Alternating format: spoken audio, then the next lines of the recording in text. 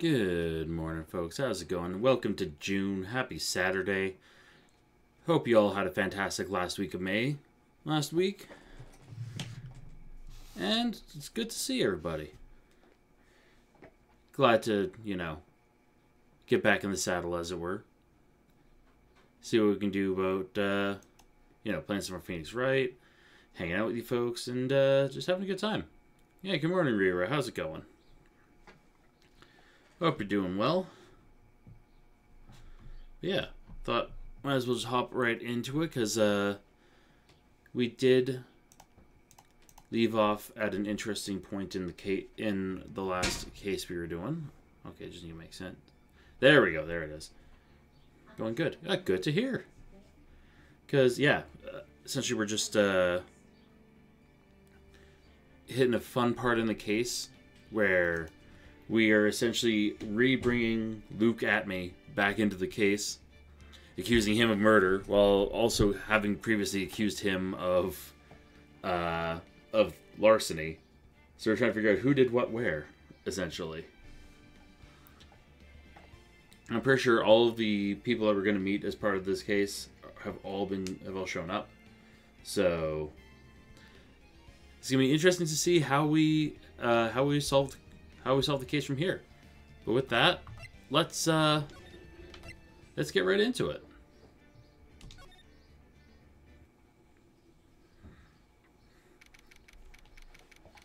Right. October 14th, 12:14 p.m. in defendant lobby number 4. My sis, I could have sworn I heard Mia's voice. So then she's still alive inside your heart.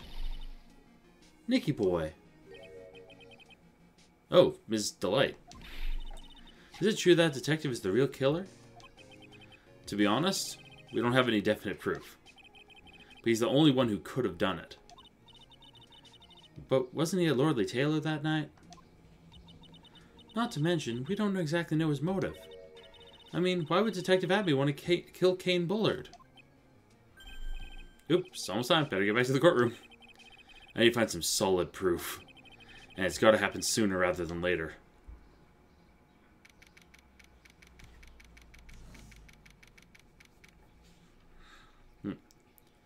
Back into courtroom number 6. Now then, this court is back in session. Mr. Luke Atme, please take the stand. Well, how do you do, sir lawyer? I never would have thought to see you acting so recklessly. I couldn't let them hand down your verdict just yet. Not when we were giving you your perfect alibi. Not by the name of Mask to Mask. I'm sorry. I'm afraid even the great Luke Atme has no idea what you mean. Of course, I have been in the next courtroom ever since 10 o'clock this morning. I'm afraid there's no way I could know what's going on in here. You've been in the defendant's seat all day long, correct? Being tried as Mask to Mask. Indeed. It's truly child's play to fool the ignorant masses. Not only did the poor fools ask me to protect their valuables, they even gave me a generous reward upon returning their own property to them. Take this red diamond ring that sparkles upon my divine finger, for example. So you continue to insist that you are, in fact, Mask to Mask. Of course.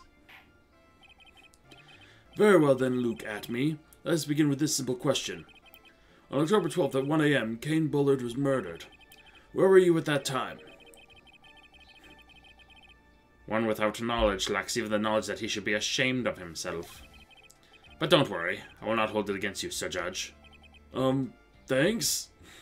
I guess. Fuck. God, this Luke guy's a fucking... fuck. Alright, Mr. Atme. The night of the murder. Speak. I'm just gonna chug my cup of joe. Hey, Snake, how's it going? Good morning. We're all ears. As you wish, Sir Prosecutor. I have no idea what accent I'm going for with Luke. I'll be real. I was stealing the urn as Mask to Mask just as I announced I would. I had more than enough time to prepare. It was a pathetically easy job. A photograph contains no words, but in this case, one turned out to be my witness. The time in which the camera captured Mask to Mask was the same time as the murder.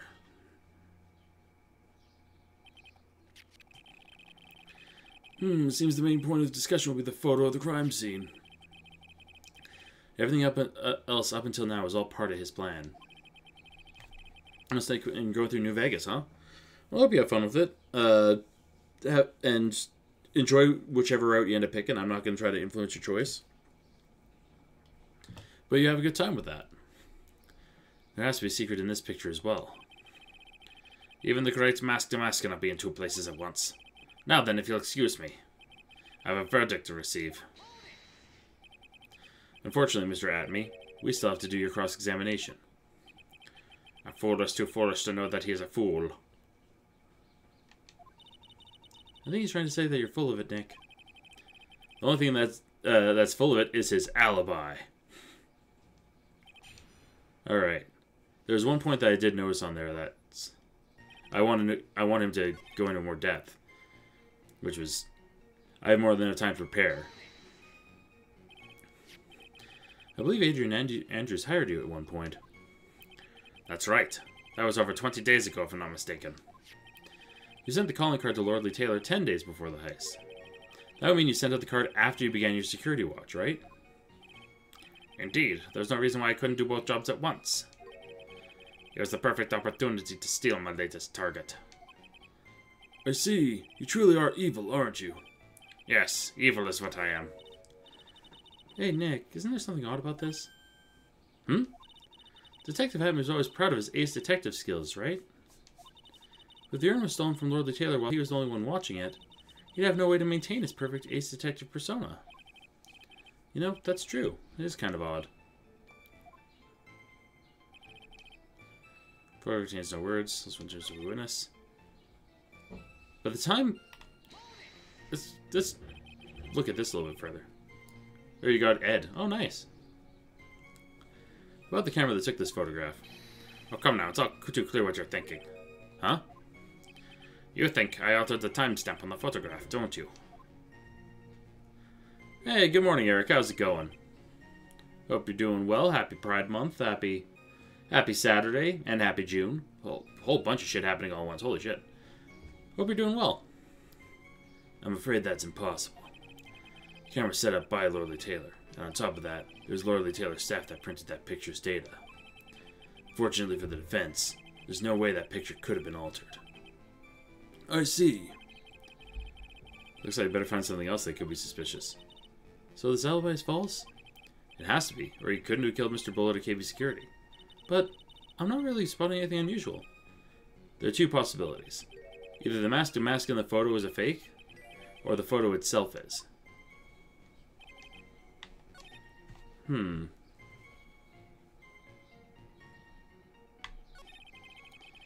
Got the platinum on Fortnite competitive. Oh, nice. Congrats, dude.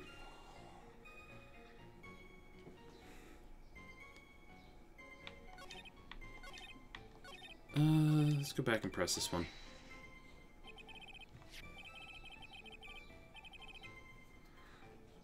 So by photograph, you mean this piece of evidence here. Is that correct? Indeed it is. That is it. The very thing that proves that I committed the crime. Not a good time, don't play competitive anymore. That's the best way to do it. Don't bother with competitive. Fuck. The very thing that proves you committed the crime. Surely even you understand by now. Lordly Taylor provided that camera. There's no way I could have tampered with it. That means I could not have killed Kane Bullard, unless I had an accomplice. Come on, think long and hard about that night. The basement warehouse, and this picture that supposedly captures it. It's gotta be here. Isn't there something funny about this picture? You bet there is. Are you implying that this picture's a fake? You bet I am. There's definitely something strange about this picture. I took a look around the basement warehouse that night, before the theft took place. And there's something in this photo that doesn't match my memory of that night. Very well, then let's hear what you have to say. What about this photograph do you find funny? I think because the day before, that statue was there. The funny part is right here. Why, this is a blood stain. Ah, blood! Now this case is getting interesting. Fun fact, the judge is apparently a vampire. He's always fucking... He's very interested in the blood. That's it. Not exactly. The stain's actually just pink paint. Oh, just paint. And peach colored at that. From blood to peaches. The judge sure loves going on his wild tangents. The problem with this photograph is not the paint. The problem is, when you consider the layout of the basement warehouse, it turns out that something that should be there is nowhere to be seen. Arrgh. Pink blood? Damn, they killed the Danganronpa character. Yeah, that's essentially what happened. Also, hello, Sir K. How's it going? Hope you are doing well. That's right. What is supposed to be in this picture instead of paint stains? Amy Faye's golden statue is supposed to be there. The supervisor of the treasure exhibit stated the following. Well, there's a good reason for that. On the day of the crime, around noon, that golden statue just happened to arrive from the mountain training hall. I realized that the statue would be the perfect size for covering up the paint stains. That's why I put it where you first saw it. I myself was there the night the theft took place, and saw the statue in that spot. If this picture was truly taken on that night, then that statue should have been there. But when I went there the day after the theft, the statue of the old bag was sitting in the corner. Huh, doing dishes and ripping CDs. Oh, that's fun. Doing some digitization of your media. Might as well, right? Perhaps it was somehow pushed there accidentally. Your Honor, this statue is slightly larger than yourself and quite heavy. It would take more than an accidental push to move it at that distance. Huh. In that case, can you prove it? Can you give us the rhyme and reason as to why the statue was moved that night? Can you do it, Nick? Never mind who moved it. The real question is, why did they move it?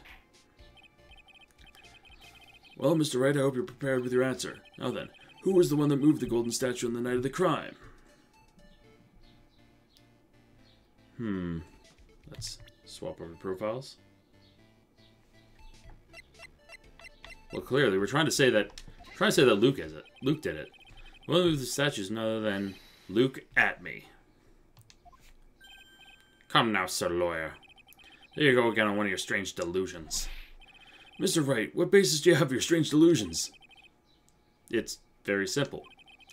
The witness was the only one in the basement warehouse that night. That's indeed very simple. However, why would I want to move a heavy golden statue? Reason for moving the golden statue. Here's where our battle really begins. Well, Mr. Wright, what reason does the witness have to move that statue? The reason can be found here in this photograph. What? Luke at me. You pretend to be mask to mask. To create an alibi by showing that you were at Lordly Taylor that night. But this photograph contains a single fatal flaw. If the statue has been there, you're allowed to be exposed like cheap film at a drugstore. The old days of ripping CDs. Do you ever rip CDs but have full set empty ones? Oh, well, then you could always then you should be saving some physical media. Physical media good. You should always have it in your house. That is why you have to move the statue. A single fatal flaw? Interesting theory. Please enlighten us. So where in the picture does this lie exist? I'm gonna guess the Tim stamp. Naturally, the line in the photo is the timestamp. What do you mean? I'll tell you exactly what I mean. On the night in question, Luke at me went to KB Security and murdered Kane Bullard. Therefore, it's obvious. It would have been impossible for him to have been Lord Lee Taylor at this time. I probably should save, yeah.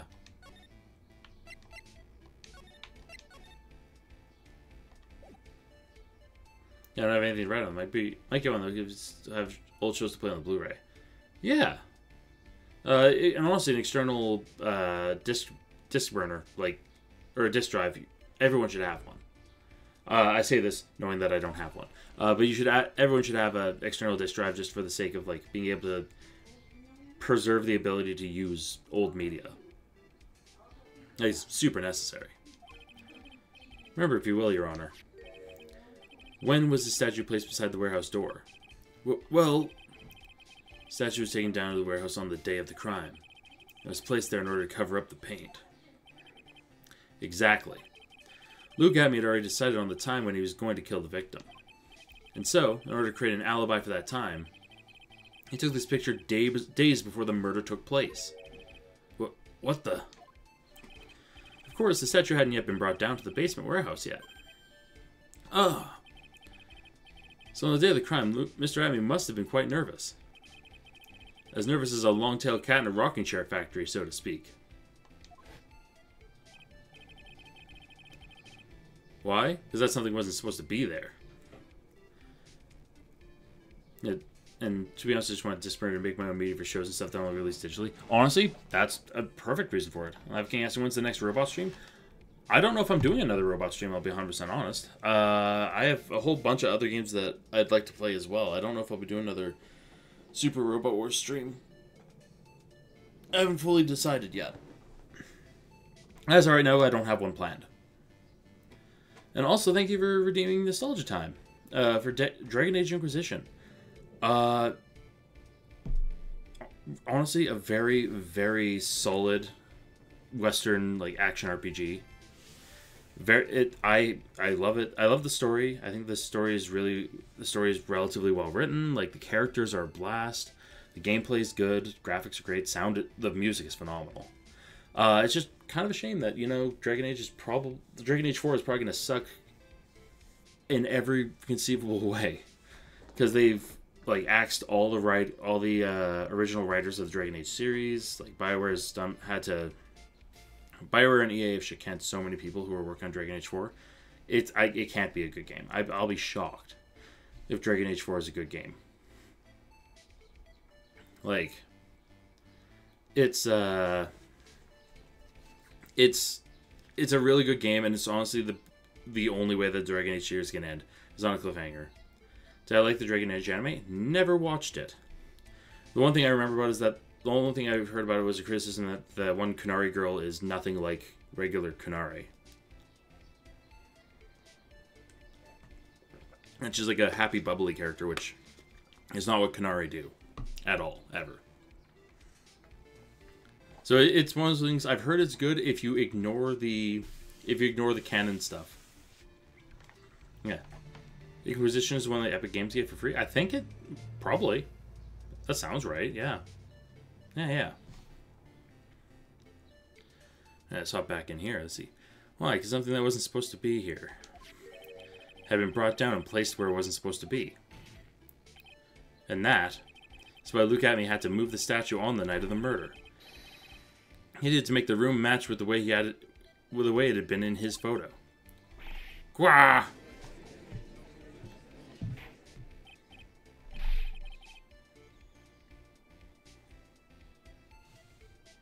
Right. Order. Mr. Atney, is this true? One moment, Your Honor. Have you forgotten this? What's that? The data for the basement warehouse computer. According to this, the camera did indeed go off on the night of the crime. It's true that the camera had been set up by the Lordly Taylor staff. However, the program used to manage that data was yours. That alone would have allowed you to tamper with the data. Ah!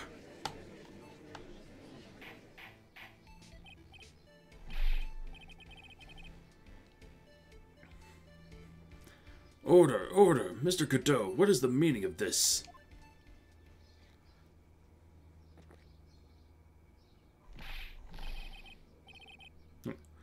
Godot, I warned you about making me wait. Put that coffee down.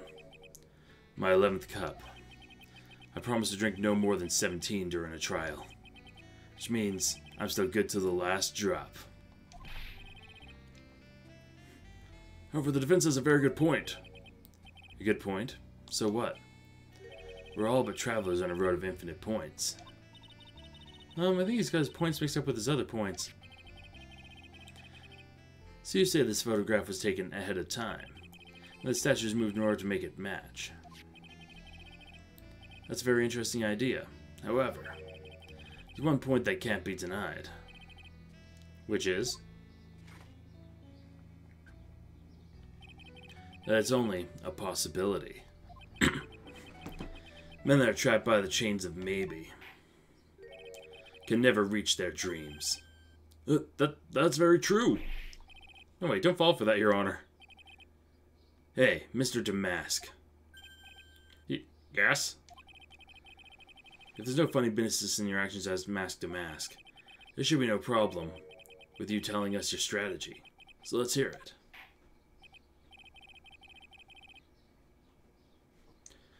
Yes, please provide this court with your testimony about your plan to steal the sacred urn.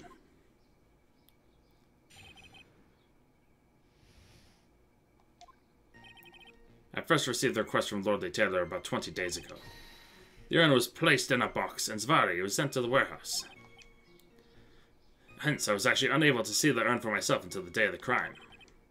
I knew it was an extremely valuable treasure, so I sent my card 10 days beforehand. I then handled security by myself to ensure my crime would go smoothly. At last, I held the urn in my hands for the first time at 1 a.m. on October 12th.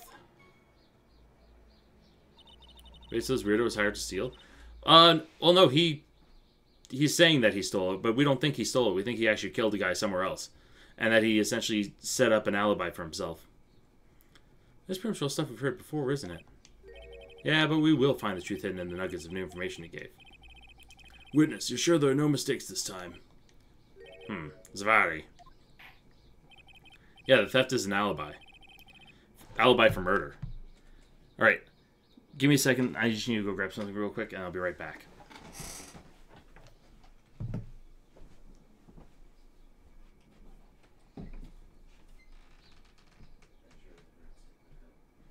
Oh, yeah, you are unmedicated, are you not? Yeah. Oh.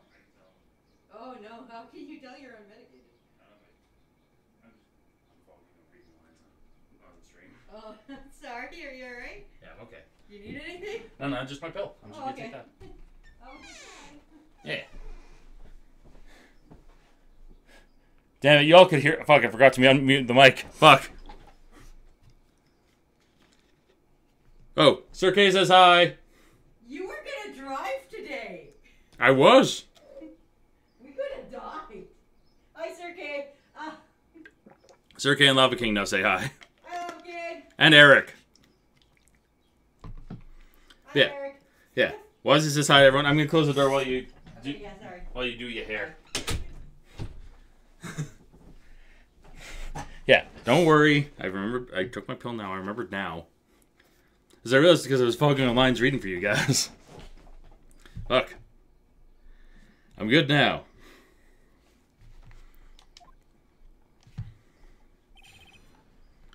Alright. I think the contradiction is actually not too hard on this. First received the request from Lord the Tailor about 20 days ago. Urn was placed in a box and Zvari sent to the warehouse. I was actually unable to see the urn for myself until the day of the crime. That's not true. You could easily see it. Because... And he said to take good care of the speckled urn, so you had to have been able to see it. Yeah. No, and don't worry, of course I'm going to say Adewazzi for you. I got you. Mr. Atme, if you really are Mask to Mask, then you also wrote this calling card, correct? But of course. Is there a problem with that calling card?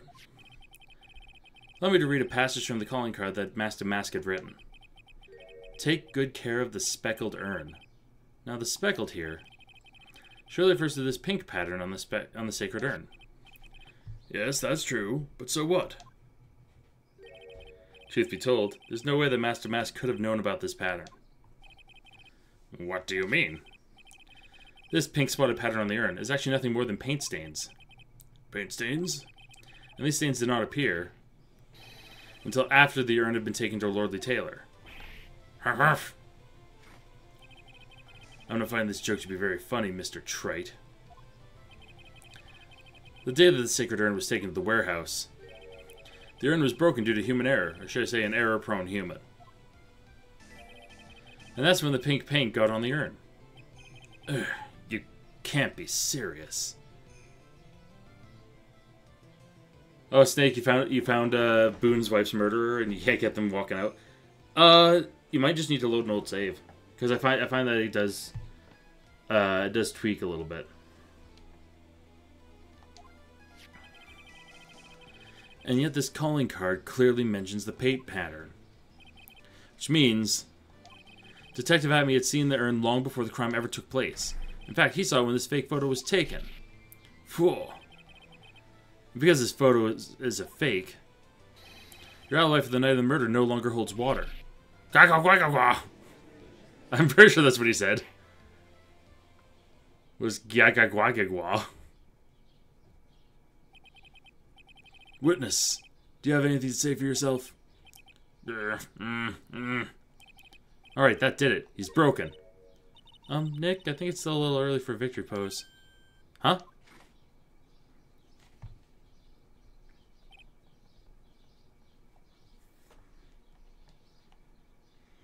Huh. So sad. No one has any conviction these days. Conviction, you say?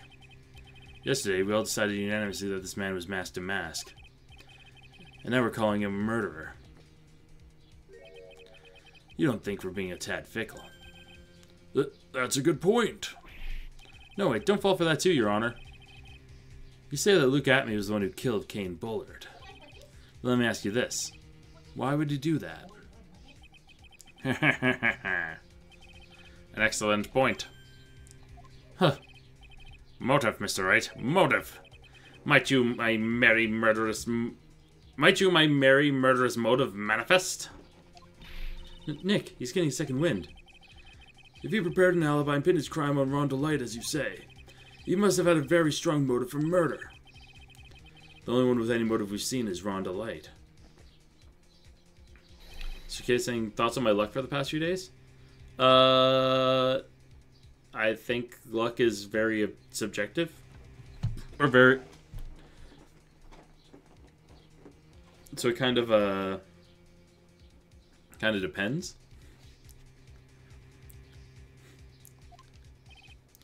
Indeed. According to my own research, the boy's motive is clear.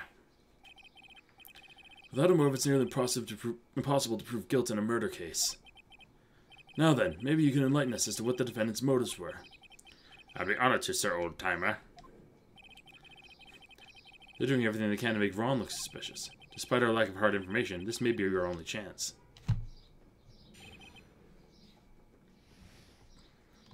Yeah. Look at me! I have had no points of contact with the victim whatsoever. Kane Bullard decided to investigate mask to mask and simply mistook who he was. It was Mr. Bullard who wrote the blackmail letter and sent it to Rhonda Light. It was again Mr. Bullard who harbored a grudge against Mr. Delight for his betrayal. Mr. Bullard's mistake is quite excusable. The defendant truly believes he had masked to mask.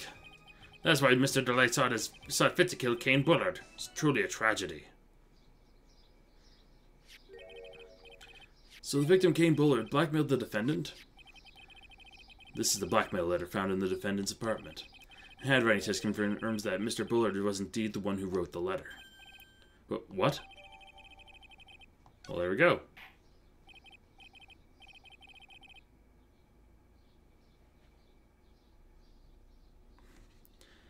Yeah. Very well, Mr. Wright. Begin your cross-examination. Let's do this. Let's take a look. No point of the victim whatsoever. Kane Bullard decided to investigate Master with who he was. Wrote the letter. Let's take a look at that letter, actually. If you want your true identity revealed to the world, because it doesn't have a 2 on it, so it doesn't say, like, Ron or Luke or anyone. Looks great. I found an unopened sealed album of DM. Got a $230 card Lorcana pack. So I'm so lucky. Oh, nice. Congratulations on that. That is good luck. That's very good luck. That's sick as fuck, dude. Yeah. Doesn't have a 2 name on it. Come to KB Secure 1 AM on October 12th, bring 50 grand. If you don't, I'll take that red diamond you received the other day instead. Red diamond? The only gem that was stolen by Mask to Mask was blue, wasn't it? Maybe it's a matter work. Good, good. I'm glad it worked, dude. Yeah, the gem that was stolen was blue. The only red gem is the one on Ron's finger. Wait a goddamn minute. Mind if I ask you a few detective at me? Or questions, detective at me? Well, if it's just a few, I guess it's alright. Sure, why not, buddy? When he said that this letter was addressed to Ron Delight, I couldn't help but notice one major contradiction. Contradiction? This is the part. I don't know where a walking contradiction like you gets off saying things like that. You're one to talk. Times like these, men are made to express themselves with their fists. Why don't you show us what you've got there, Junior? Indeed. Time to man up, Mr. Wright. Show us the contradicting evidence in the content of the blackmail letter. Yeah, like it stated before, it's the newspaper clipping. Take a good look at this newspaper clipping. It contains a picture of the Tear of Emanon, the stolen jewel. What about it? Did you realize why you're arguing with a cyborg and not Edgeworth? Because Godot is the primary prosecutor in this game. I think this is the part that is like the solution stupid is pretty close. Yeah, we gotta be getting close here. Problem is this jewel's color. Color? I don't know much for discussing color myself. I only see red. This visor's fucking me up. According to the clipping, the color of the stolen jewel was blue. However, in the blackmail letter, a totally different jewel is mentioned. I'll take that red diamond you received the other day. Red? Which means, the red diamond described in the blackmail letter is not the Tear of Emanon that Mask to Mask stole at all. Oh, look at that. If Edgeworth isn't working during Pride Month, I wonder why. I know, right? Suspicious. And your point is, Mr. Trite? So you are trying to say that this blackmail letter was intended for someone else. That is what you're trying to say, right, Trite? That is what you're trying to say, right, Mr. Wright? Well, that is what you're trying to say, right, Nick? Yes. Which is the exact same thing. Yes. Yeah, you got a robot and a guy who's a dead wife with me as companions. Oh, nice, nice. This is who Kane Bullard was actually blackmailing. Look at me.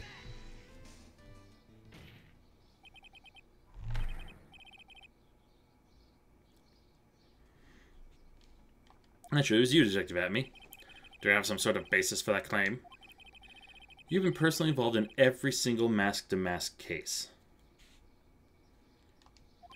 And in the last case, you recovered what was stolen and received a jewel as your reward. A jewel?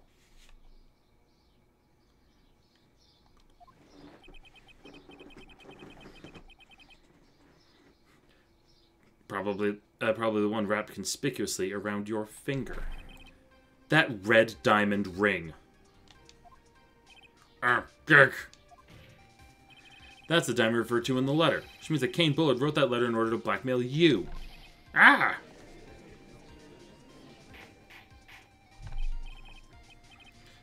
Order in the court. Order, I say. Seems you've gone too far with your childish pranks, Mr. Trite.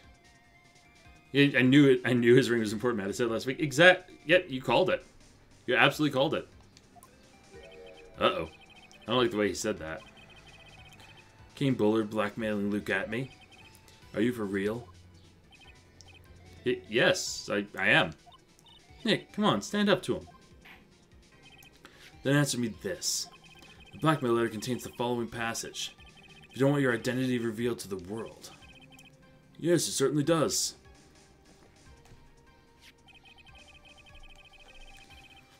Kane Bullard threatened to make Luke Atme's identity public knowledge. An identity he wanted to keep a secret. Just what was that identity? Atme killed Kane Bullard because he was afraid of his secret becoming known. What was the identity he wanted to keep secret? This is what it comes down to, Nick. The identity that Luke Atme wanted to so desperately keep was his identity as a blackmailer. Luke Atme was a blackmailer. Hey now, isn't that a little different from what you've been saying? You said that Kane Bullard was the one blackmailing Luke Atme. I was saying that Luke Atme was blackmailing someone else on top of that. You have to admit, that does sound a little odd. Oh, hey, Moon Mashu, how are you doing? I'm doing pretty good. It's been a good week. It's been a really good week. It's been, good to, like, wrap up yet another month, open up another. It's been, all in all, a good time. It's not odd. It's the only thing that makes any sense. Kane Bullard was blackmailing Luke Atme. But Ron DeLay was also being blackmailed by a certain someone. So did you start receiving blackmail letters after this incident? Yes, just a few days after the Tears of Eminon heist. After that, I started getting the plans in the mail. I received plans from some very kind person. Incredibly detailed plans. Detailed plans? In which case, that would mean that Ron DeLay was actually masked to mask. That is what we're claiming. Someone else came up with the plans and had Mr. DeLay steal his targets for him. And that someone was none other than Luke Atme. Shh! Silence! Now I see. It's all becoming clear. What is? When you were in grade school, you received the same report card every year. Careless with a tendency to jump to conclusions. Am I wrong? But how did you... say that I, Luke Atme, is blackmailing Ron DeLay? In which case, I would naturally know all about his relation to Mask to Mask. Well, yes. Ron DeLay started receiving plans from his second crime onward, correct? Which means I learned of his identity when he first committed that first crime. Good point. Certainly couldn't have blackmailed him otherwise. In that case, let's see some hot, bitter evidence. During the first crime, how did Luke Atme know that Ron DeLay was mask to mask?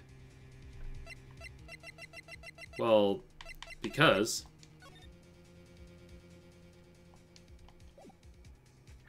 he was this security guard. Because he was at the scene of the crime, like first one there. I think I see it. Say what? When you were in grade school, you received the same report card every year. Gets into lots of mischief trying to be the center of attention. What do you mean? This newspaper clipping has a picture of you and Ron DeLay in his guard uniform. Seems that Mask to Mask didn't just disappear into thin air. He just took off his outfit and hid it in a bucket. That sounds far too stupid to be true. Correct. With tricks like that, he couldn't fool a baby, let alone an ace detective. And that's when he figured it out, Mr. Atme. That's when he learned that under his mask, Mask to Mask was really Ron DeLay. What the... Wasn't he supposed to be Mask to Mask? Not only that, it looks like he wasn't even an ace detective. I can't believe it. He's just a slimy blackmailer. What a fraud. What a loser. He's a loser. Why you? How dare you expose me like that? And now I'm exposed to the wind. Why, I mean, I've never blackmailed anyone in my life. What are you talking about? What are you talking about? I've never blackmailed. I've never even mailed anything. I don't know what letters are. What's a letter? I'm a famous and proud ace detective, and also Master Mask, and not a blackmailer. No. That's other people. Why can't you understand that? Who sends letters in this day and age? I send, like, birthday cards and stuff, and I write stuff in them, because, like, sometimes it's nice to receive physical mail. Except fan-made human Bill Cipher. Okay, shit. You're kind of right there, Moon. I can see it. Especially because they're, like, covering the one eye and all that, like... Oh, that's funny. I'm afraid you're neither a proud thief nor an ace detective. You're a blackmailer and a murderer. That is your true identity. Why you? How dare you even imply that someone so capable I could ever fall such slowly despite not trying to do something with this? Also, do big monsters. You're fools. Fools, I think none of you can compare to my genius. Just else. Suck on, desecrate me. Can't remember me. Can't handle blackmail, murder, threats. I'll get away with all of it. Ha ha ha ha ha ha. That's enough to make one laugh. Yeah, I definitely missed some lines there. That went really fast. Seem we finally arrived at the real answer. That was quite a performance by Mr. Atme. Bailiff, please prepare yourself for Mr. Atme. God damn it. You remember when Alex made this ugly Bill Cipher human because they wouldn't stop making him sexy? I do remember that. That was honestly very funny. The hammer that strikes too fast has no time to aim. What do you mean? I'm already prepared to deliver my ruling. Allow me to say one thing. I will be the one to judge. What? You don't get much more in your face than that. It appears that your claws weren't quite sharp enough, Mr. Trite. What do you... It's true that you've proven a lot of things. Things like Luke Atme was a filthy blackmailer, and that he wasn't at Lordly Taylor the night of the murder. That's right. That's why he's the one who killed Mr. Bolt. But there's still one thing you have yet to prove. What's that? Just because he wasn't at the warehouse doesn't mean he was at the murder scene. Therefore, if you can't prove that this pitiful excuse for a man was at KB security, then I don't see how a verdict can be delivered. No way! Order in the court. Well, Mr. Wright?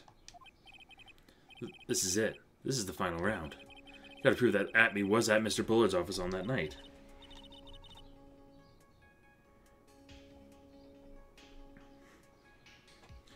But can you really prove that?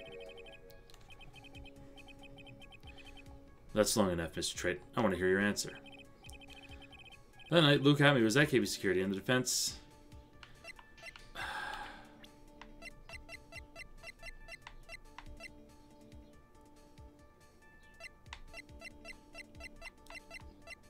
I don't think we can prove it.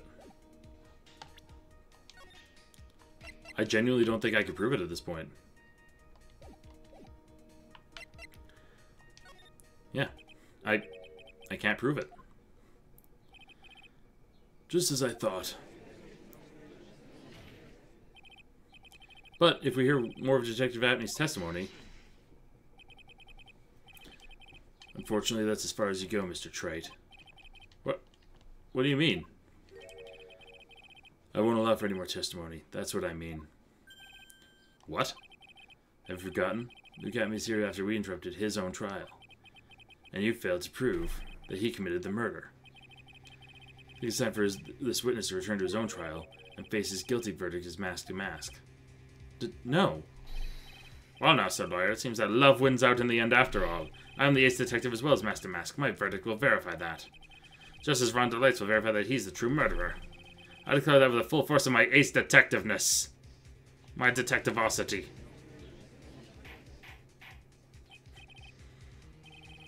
Order in the court. That's enough deliberation over this witness. I can't believe this. At this rate, Ron is... Don't give up now, Nick. We still have tomorrow. We can look for more evidence and... By then it'll be too late. Huh? Well, why?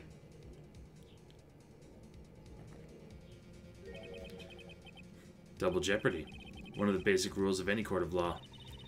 Double jeopardy? Should a defendant be tried and found innocent in court, that defendant cannot be tried again for the same crime. This is a fundamental rule of all courts. It applies to this witness as much as it applies to anyone else. Mr. Atme will be found guilty in a matter of minutes. Guilty as mask to mask, which means... he will be innocent as far as the murder of Kane Bullard is concerned. No way.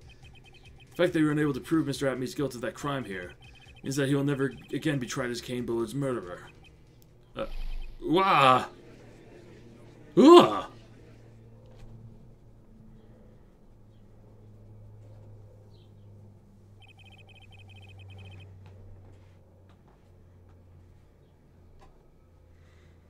No, there's nothing I can possibly do to win. Even if Ron's proclaimed to be innocent, the real killer, Luke Atme, will go free. You've cross-examined every statement the witness has made here today. As long as there's no more testimony, I'm afraid I have declared there will be no further questioning of this witness. Are there any objections?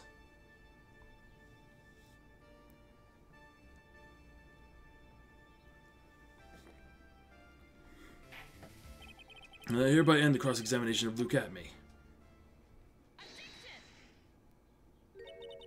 I think I see it. Your Honor, when you were a child, this was on your report card every year. Has poor hearing and often makes mistakes as a result. But how did you know? Phoenix, raise your head up high. Have you forgotten what I used to tell you? A lawyer is someone who smiles no matter how bad it gets. That voice. No way. And the channeling. Mia's being channeled through Maya. Long time no see, Phoenix.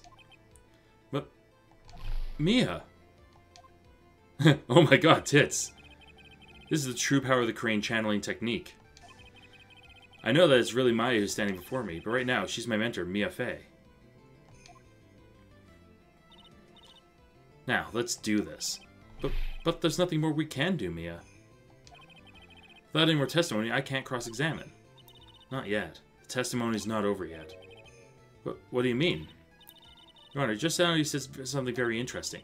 You've cross-examined every statement the witness has made here today. Yes, that's true, but... I mean Mia, I mean boobs, I mean breasts, I mean Mia. Why doesn't she channel a victim? Because that's actually dangerous. That's actually mentioned is that channeling someone who was murdered actually can cause that spirit to essentially attempt to permanently possess.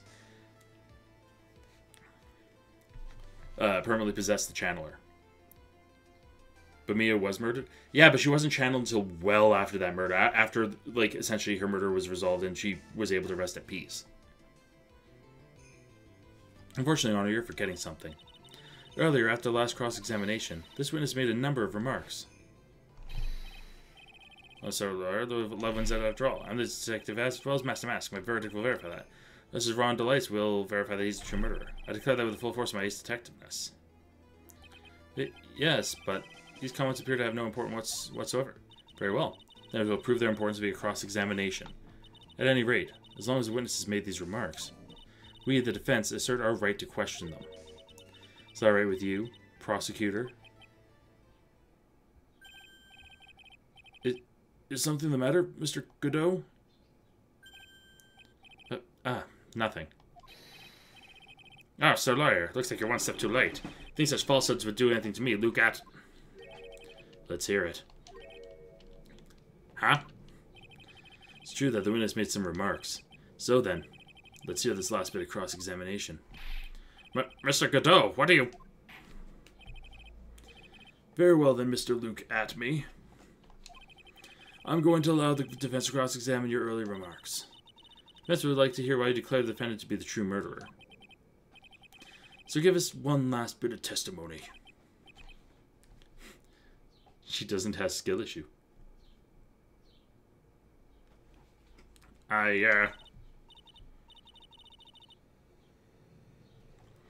Phoenix, this is it. This is our absolute last chance. Yes, Chief. The final testimony. Indeed, it is true that I was not a lordly tailor. I had to leave to see about another vitally important job request. I had known about the date beforehand, so I had this photograph readied. My brilliant deduction was what informed me that the true culprit was Ron Delight. And thanks to the key card and wallet, it was abundantly clear that he was there. I was also able to make a deduction for the buzzer, which only sounded once. The button did not have any fingerprints on it. Why? The victim would have left prints if he sounded it, which means the killer sounded it. Mr. Delight was wearing his mask-to-mask outfit, which is why he left no prints. And the blackmail letter? The victim likely just mistook the color of the jewel. Svari. Therefore, all the evidence points to that poor boy.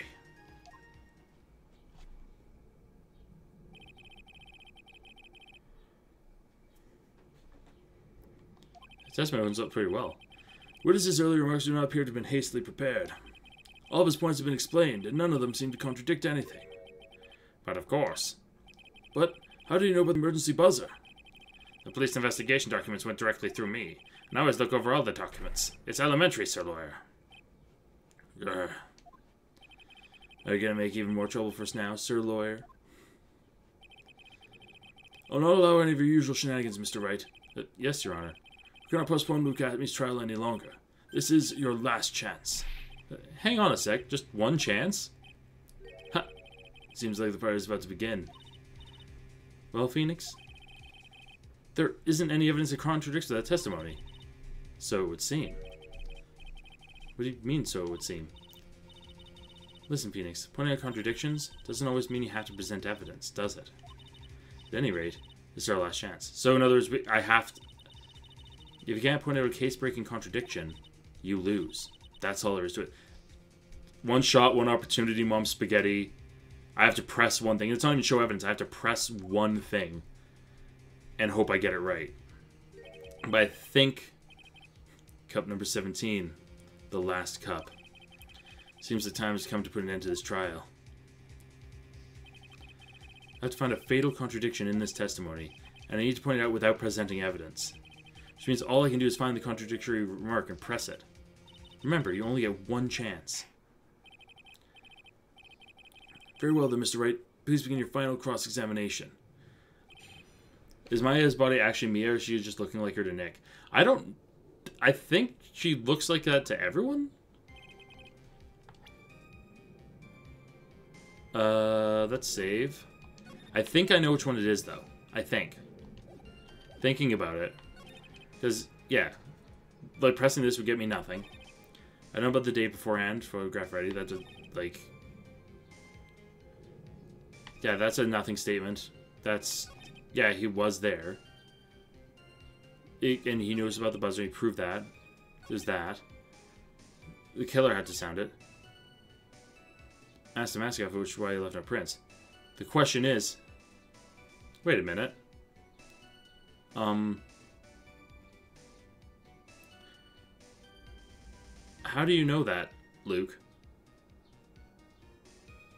How... Miss Faye, do you sound like a taller? No. Yeah, I think this is it. Mr. Atmey, about this last remark.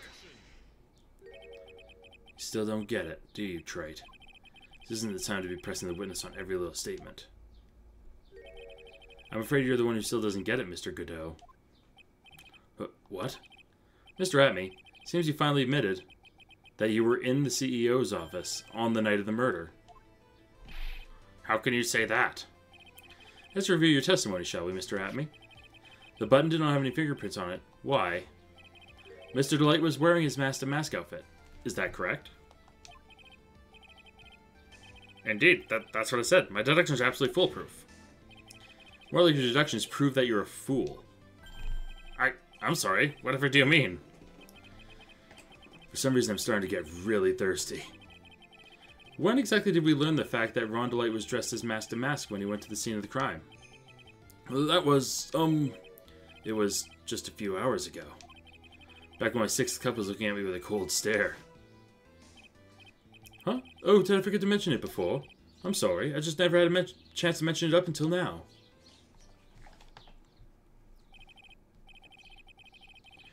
That's right. The defendant had yet to tell anyone else this fact before this morning. Therefore, the only people who should know this are those who have been watching this trial. Grr. Grr. Do you understand now, Detective Atmey? There's no way you should have known about that. Ah!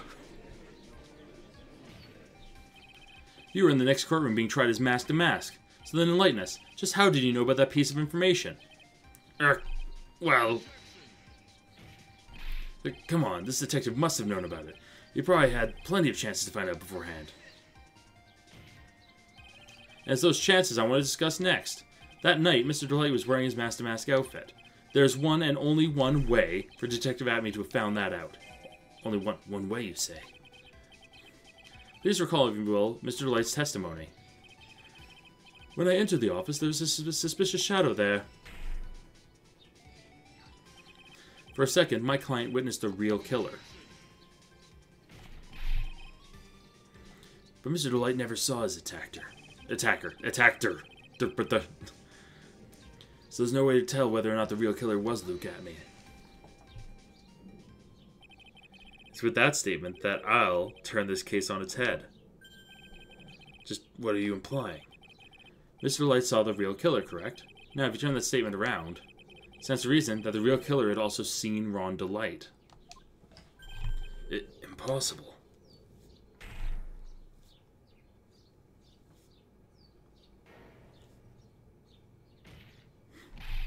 Detective Atme, you saw Master Mask at the murder scene that night. You saw him when you killed Kane Bullard and assaulted Ron Delight. That's the only way you could have known what Ron was wearing. Uh-oh.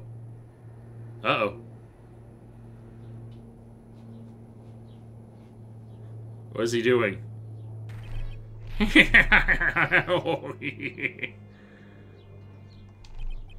Take a good look, everyone. Unable to find a rival worthy of my genius, I was forced to create one by myself. Here I am, the tragic clown. That's the same line you gave us yesterday. But I think there's a little more to meaning behind it this time. It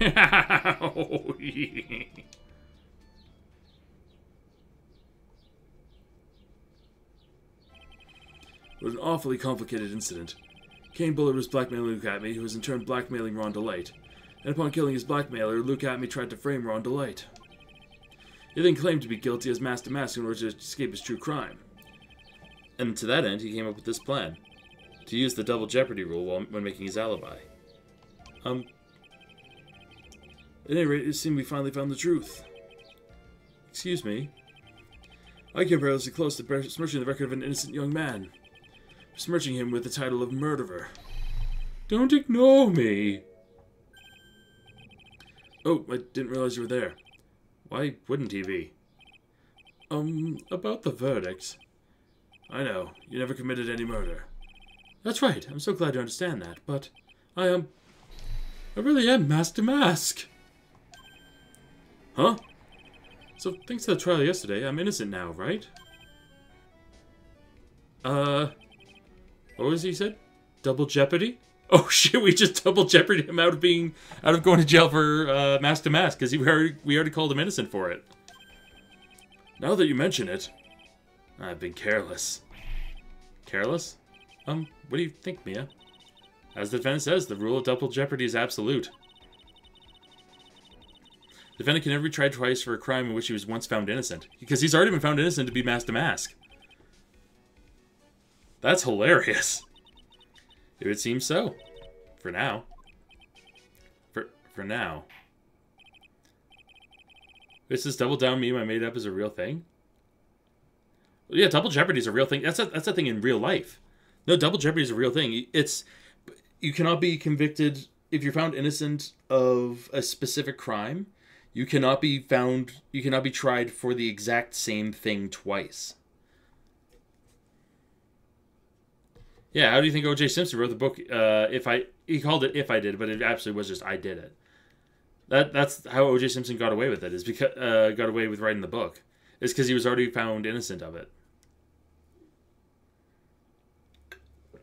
Now then, this court finds the defendant guilty. Oh, it was the glove at first. It was if the glove doesn't fit, you must acquit. Yeah, that was definitely a big part of it. But then he was found innocent, and then he literally wrote a book about all the evidence that showed that he did it. Boy, this is really lucky. Wait, this isn't so good after all. The thing is, I still am Master Mask after all.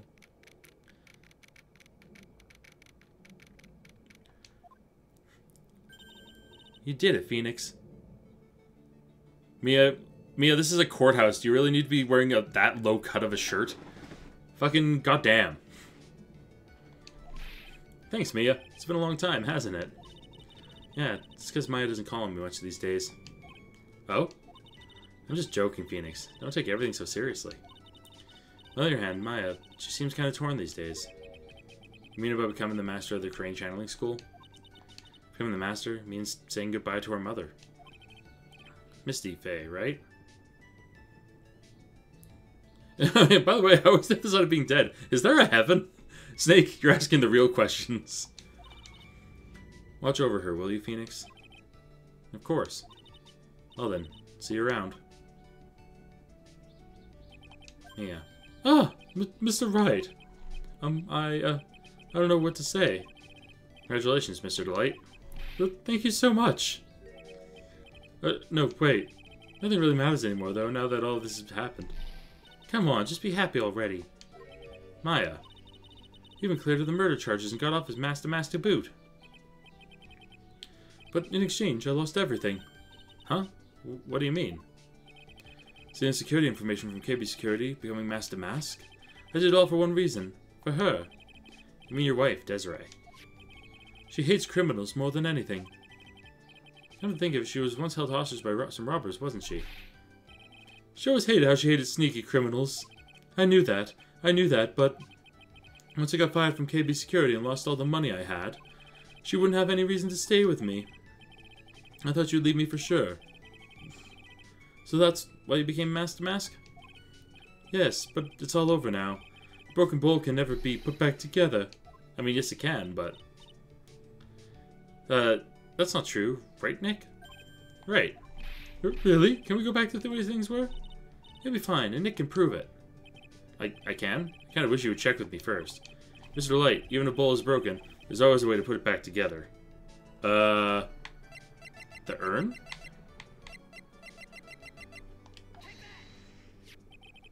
Sacred urn. Desiree was the one who found this. Desiree, your wife. She's always believed in you, Ron. That's why you'll be fine. You don't have to worry about anything. Ah, there you are. Ms. Delight. You did it, Ronnie. You're innocent. I'm so happy. Well, thank you. I appreciate that, but, suppose you won't want anything more to do with me, do you? Ronnie, why didn't you talk to me about what's going on? I had no idea you'd quit KB Security. I never imagined that you were really Master Mask either. Ms. Delight, what are you going to do now that you know? You're not going to really leave him, are you? Come on, it's obvious, isn't it? How could I ever let a wonderful man like him get away? After all, my bike's really fast. So fast there's no way he could ever get away.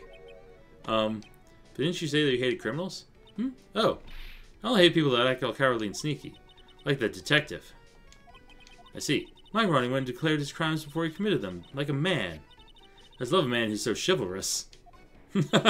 Chivalrous? I knew I was right about you. Every day I spend with you is filled with thrills and excitement. Desi. Aw, that's cute. Desiree, you really do love Ron, don't you? Nicky boy? Yes? I'm really glad I asked you to defend my Ronnie. Thank you so much. I'll never forget what you've done for us. Oh, well, take care of yourself. You too, Nicky boy. Gulp. I feel my face going red. Mr. Nick, Mr. Mystic Maya, congratulations. Huh? Talk about bad timing. Mr. Nick, how could you? With another man's wife, in front of Mystic Maya. No, you're all wrong. I'll never forgive you. Never, ever. Get wrecked, Phoenix. Go. Yeah, just as the case came to a close, so did my consciousness. Ron said a broken bowl can never be put back together. But I know that's not true. I mean, just look. Yeah, well, that's a cute little picture. Just look. Here's a perfect example. That was one of those put back together even better than before. Yeah. They did it. Stolen turnabout, the end. We're through case 2 in this game.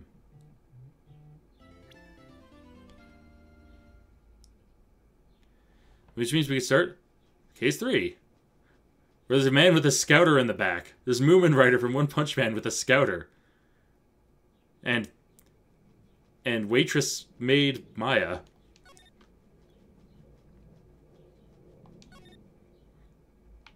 Yeah, so I mean we got plenty of time. I'm only an hour into the stream.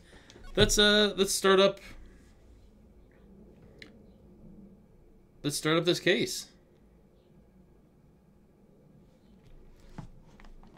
Yeah, like I said, the game's theme is loyalty. Yeah, it's all about like loyalty. And does Nick pay Maya? I assume so when he gets paid. That's enough. This court sees no reason to further prolong the trial. This case is extremely clear. I see no room for misinterpretation of the facts. It wasn't me. I swear it wasn't me. The evidence and testimony we have seen and heard are conclusive.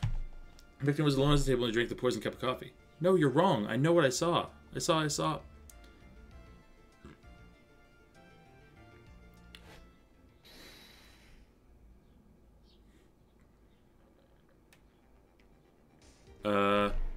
saw someone else there. A man. He's the real killer.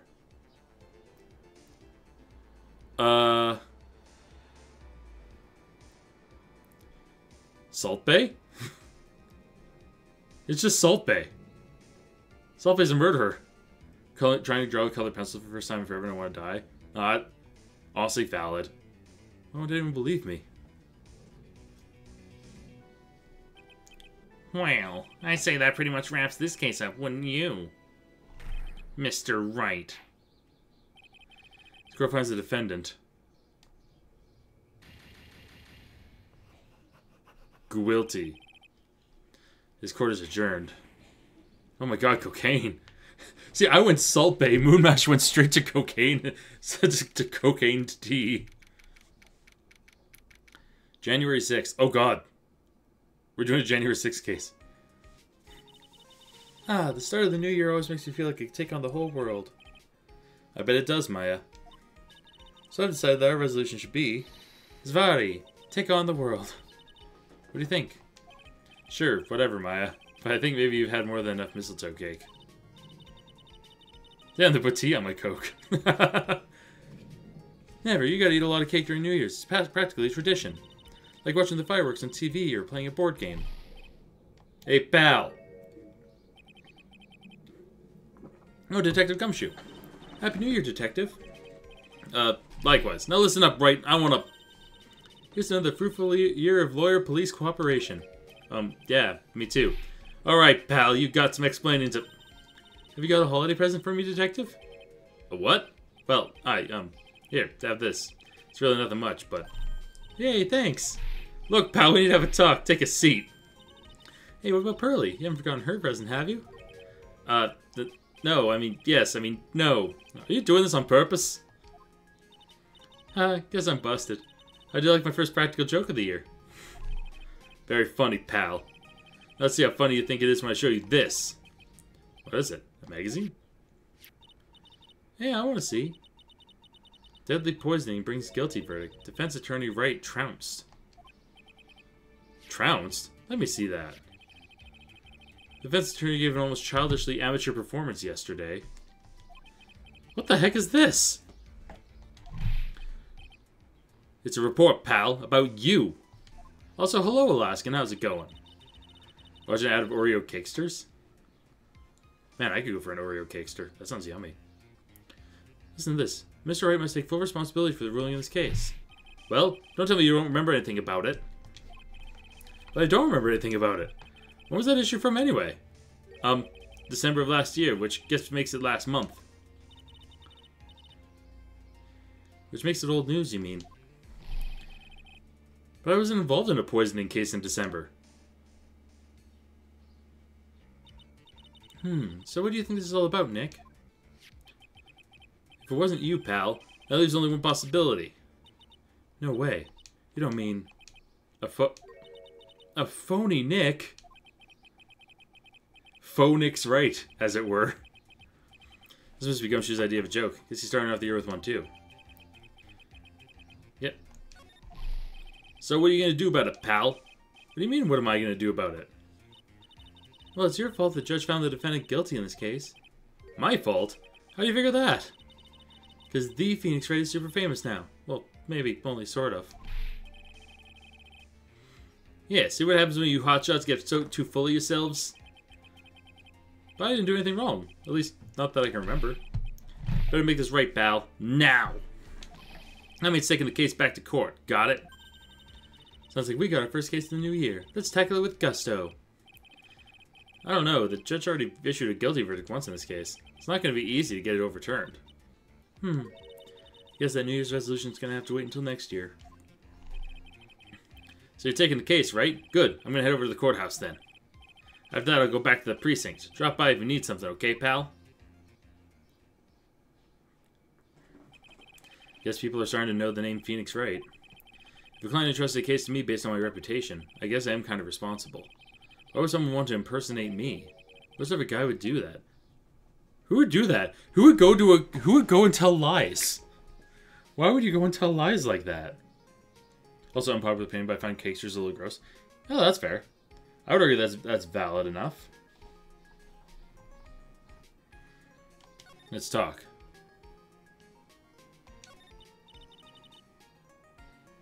Alright, so what's our first move? I guess we go down to the detention center and talk. Wait a sec, Nick. This person's behind bars because of you. Whoever it is isn't going to be jumping at the chance to meet you, right? Hey, let's get one thing straight. It wasn't me. It was a fake me that did this. Now, what if he looks exactly like you? You're phony. Sein Ilf, I mean. I hope not. Ugh. What kind of name for an evil double is Sein Ilf, anyway? Ah, Nick, I got it. You can ask whether I got a twin brother. The answer's no. Spoil sport. Do you notice Gumshoe was acting weirder than usual, or was it just me? What do you mean? I mean, he was really worked up. Like a guy who's just found out he's going to be a dad or something. Yeah, I guess he was acting kind of strange. Maybe he realized he's got strong feelings for you, Nick. Happy Pride Month, everyone! Happy Pride Month! For you Gumshoe Nick shippers. Considering how we interact, I seriously doubt that, Maya. Well, if he wasn't nervous because of you, maybe it's because of our new guilty client. Well, let's go meet this client.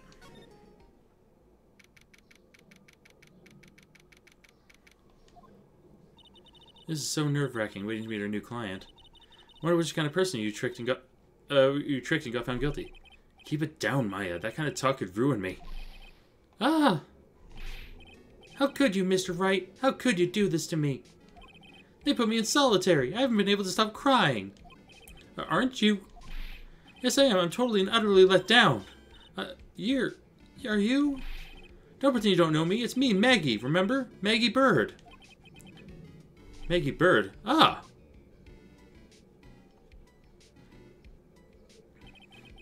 Maggie Bird. She's the policewoman I defended that one time, in a previous game. She was accused of murdering her lover. He was a cop, too. What are you doing in here? Didn't I get you acquitted? Oh, sure. Very funny. After that fifth-rate defense job, you come in here and you stop making jokes. You better hurry up and tell her what happened, Nick. None of these people are my problem. Our problems are my problem. Why am I here? He's a defense lawyer. Their problem is legally speaking, not even... And I'm saying legally speaking in the literal sense, not the way that Wazzy says it. Legally speaking, the instant he takes on a case, their problems become his problems. So yes, these problems are his problems. Oh, I see. So that's where we stand right now. I'm sorry you've been caught up in another murder. My whole life has been nothing but a whirlwind of bad luck and failures. I vaguely remember her saying the exact same thing last time. I don't mind. What's one more disaster in my life? At least I know the real Mr. Wright's here with me. I won't let the world keep me down, sir. Let's talk. Talk to me. About yourself. So, how come you dress like that, Maggie? Last year you looked so sharp in that police uniform. I was fired after that incident last year. Oh, I'm sorry. It's okay. I don't mind one bit. I enjoyed being on the force, but I think it was time for me to move on. So what do you do now? In the second act of The Life of Maggie Bird, I'm playing the role of a waitress. A waitress? Yes, in a French restaurant. It's a small place, but it's quite fashionable. My charming smile and shapely figure came through for me. And the owner, Mr. Armstrong, hired me straight away, sir. He doesn't work for a firm. Can't he choose his own cases? You'd think he'd be able to choose his own cases, but he says yes to everybody, really. Anybody who comes to him crying, he's like, yeah, okay, I'll help. Yeah, you could put it that way. What happened? This whole mess started on the 3rd of last month. And it happened at Tribulations. Tribulations? Yes, it's a restaurant where good service and a friendly smile are always included. Oh. There were 2 men at the table, both drinking coffee. And then... he salt-bayed. He salt-bayed some poison into that tea. One of the men slipped some poison into the victim's cup. The victim took just one sip and was gasping for air. I was so shocked I passed out. Hey, hold on there, Maggie. What? You keep calling the guy the victim. Didn't you know the guy who was killed? Not at all. I never even seen the guy before. Also, who names their kid Phoenix? Like, why do I name a kid Minotaur? Phoenix has been a name for a while, like... I'm very sure, yeah, Phoenix... Like, Phoenix is a name that has been used for lots of folks.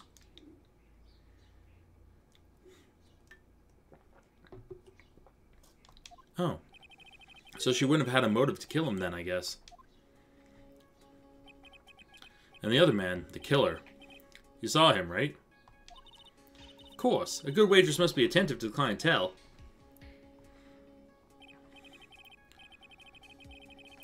Yeah. So you saw the killer, but you were found guilty of the crime anyway? How come? You tell me, Mr. Wright. Ah, guess the answer to my question is my phony. Anyways, you saw the killer, but better see if I can get his description of the guy. So if you saw the murderer, why were you still convicted? Because no one else saw. Saw what? The other man. The one who put the poison in the victim's coffee. The victim's coffee cup. Everyone testified that way. Mr. Armstrong, the customer, everyone. The victim was sitting alone at his table the whole time. But how's that possible? I don't know, but nobody, not one person would believe me, sir. Even Phoenix Wright, my one last hope for a fair trial, failed me. What a pathetic bit of defense. My granny could have done a better job. Look, that wasn't me, okay? And then, I found something a bit incriminating in my apron pocket. What? A small bottle of poison. What? Poison? It was in your pocket? Well, I passed out when the victim collapsed. The killer must have slipped the poison into my pocket when I was unconscious. And no one else saw this other guy, who has my haircut, in the silhouette. No, sir. That's what everyone said, but I don't see how they could have missed him. Tell us about the other guy. I was the one who took the coffee to the 2 men. Oh? What was your impression of them? Well, when I first saw them, I kind of thought they might be in the music industry. Music? How come? Well, one of them had some sort of earpiece and an emo musician's look about him. It was Gerard Way from My Chemical Romance. That's what he looked like. And there was a sample CD on the table, sir. An earpiece and a sample CD, huh? Did you go look at the CD at all? It had a band's name written on it. I think it was MC something. They must have been preparing for their debut, I guess. So it was a band CD. Maybe a promo disc? Maybe it was MC Screwdriver. Get serious, Maya. Would you buy the CD of a group named that? Oh, the MC Hammer reference. What was the name of that group again? MC Hacksaw? No, MC... What about the killer? What did he look like? Well, I don't really remember. Only that he was a young man, well built like the victim, really. I want to talk to you about this thing. Oh yeah, I meant to ask you about this. Hey, this article's about my case. Can you tell me anything about the guy who's pretending to be me? Yes, sir. It was the morning after I'd been arrested. I met you in the visitor's room here. You were wearing one of your super sharp suits. Me? Yes, you, Mr. Wright. Ugh. Hey, Maggie, was my evil I am there? Nah, I don't remember a phony you, Maya. Oh, that would have been so cool. You got really worked up and passionate. I'm gonna get you cleared of this crime, you said. Okay, I get the picture. But you met me in person before. So how come you didn't realize that guy wasn't the real me? I guess, looking back now, it was a little strange. Only a little? Okay, so you were a bit taller than normal, and you looked a bit shady. And your voice was a bit... So the guy was nothing like me then? But you had your spiky hair and blue suit. You know, is that all it takes for someone to imitate me? Had the spiky hair and blue suit. It's just Sonic the Hedgehog. Oh my god. Sonic the Hedgehog imitated Phoenix Wright. Guys. We have our case. We have our man. Our hog to hunt. How about everyone else in the courtroom, like the judge and the observers? Didn't they realize he was an imposter? Everyone had these big question marks on their faces, but it seemed that no one wanted to say anything, sir. This case just keeps getting weirder and weirder. Mr. Wright, do you think it's possible to get a retrial? Probably. Court ruled in the absence of a genuine defense attorney. So we should be able to get a retrial. Mr. Wright? Huh? Do you think we'll win next time, sir? My life's been a full-course meal of bad luck, complete with defeat for dessert. Since I was 6 months old when I fell from the 9th floor of my apartment building. Oh my god! How are you not dead? 9 stories is a fucking lot.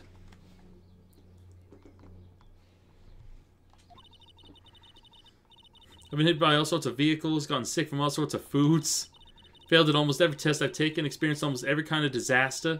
I even landed a phony lawyer when I had the misfortune of being accused of murder. But I will survive because Maggot Bird always lives to fight another day. And one day I'll find it. Just you wait and see, sir. Find that one single moment of good luck. Xing Oaf is really going to pay for this. What are you staring at me like that for? But Maya's right. Whoever it is that thought this was a good idea to use my name. You get an innocent girl convicted of murder. Better watch out. We'll find him. Don't you worry. We'll get Zine off for you. Thank you. Oh, I'll tell you where Trey Ban is then. Oh, right. The restaurant where the murders took place. The lawyer Matt, won any cases? We did, Ace. Hello, good morning. Happy Saturday. Happy Pride Month. Yeah, we actually wrapped up the case with Master Mask earlier in the stream. We are now in a murder case where a fake Phoenix Wright was got this girl guilty. So now I'm gonna go in there and try to get a retrial. Sure. All right, Nick. Let's go check out this restaurant and its food.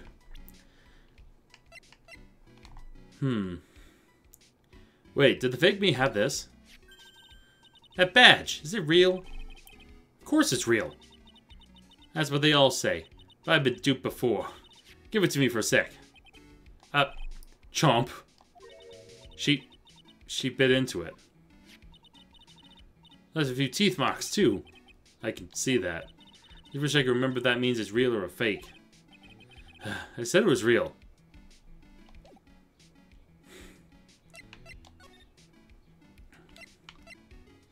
Let's go check out this restaurant.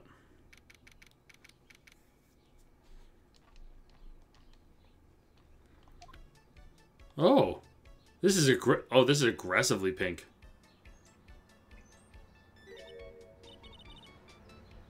Wow, look at this place. Look, more like smell. Those are the suffocating scent of flowers in here. Hey, you girls like that kind of thing, right? Actually, I'm not all that into it. No one's coming to see this. Maybe there's no one here. Don't be silly, Maya. It's a restaurant and it's open for business. Hello? Anyone here? I don't believe it. There really isn't anyone here. Perfect. Let's get intrusive. If there's no one here, we can take anything we want. Yeah, I suppose we can. Let's look around. This table's set nicely. Just needs a customer. What do you think this flower is, Nick? Let's see.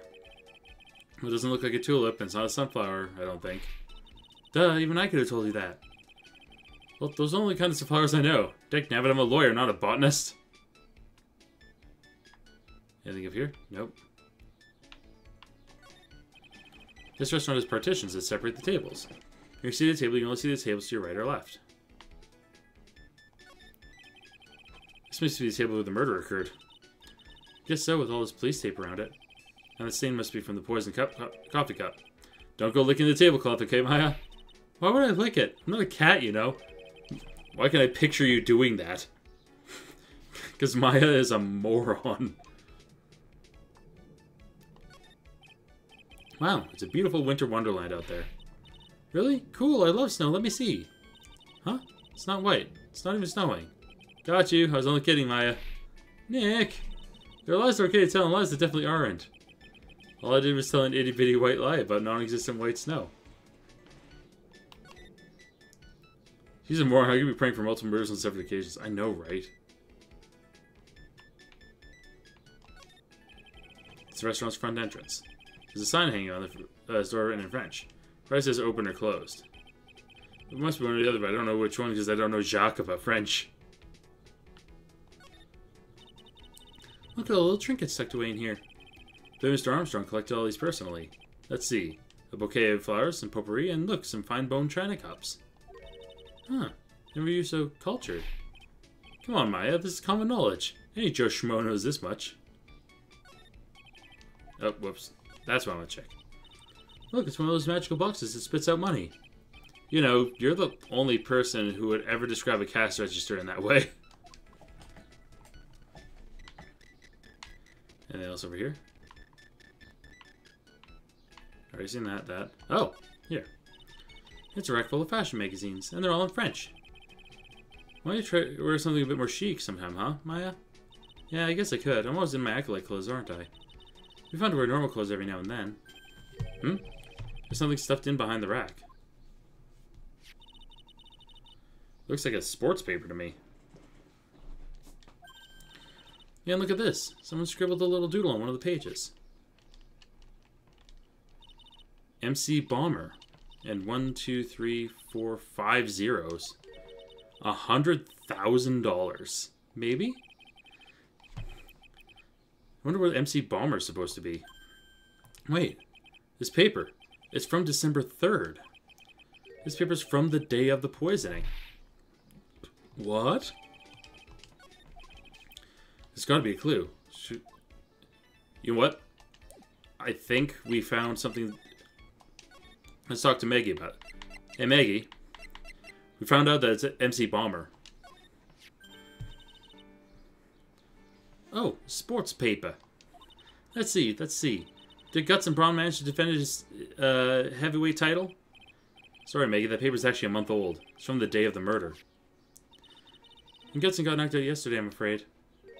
Oh, no. Found this paper at the magazine rack at Tribulations. Really? That's strange. Tribulations doesn't get newspapers. Mr. Armstrong says he's not really fond of them. Maybe one of the customers left it behind?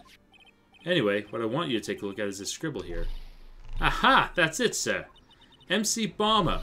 That was the name written on the CD. Just as I thought. And a little mask-to-mask drawing in the corner. Guess it wasn't an MC screwdriver at all, huh? So $100,000 must be a down payment for a record deal, right? Someone gave me $100,000, I'd sing for sure. Master Crane, or the Spirit Song, or even Maya's theme. Okay. Maya. So the sample CD was on the victim's table. That means that this newspaper may belong to the victim. You're right. So the victim left this behind on the day of the murder, huh? We better step up the investigation, don't you, Nick?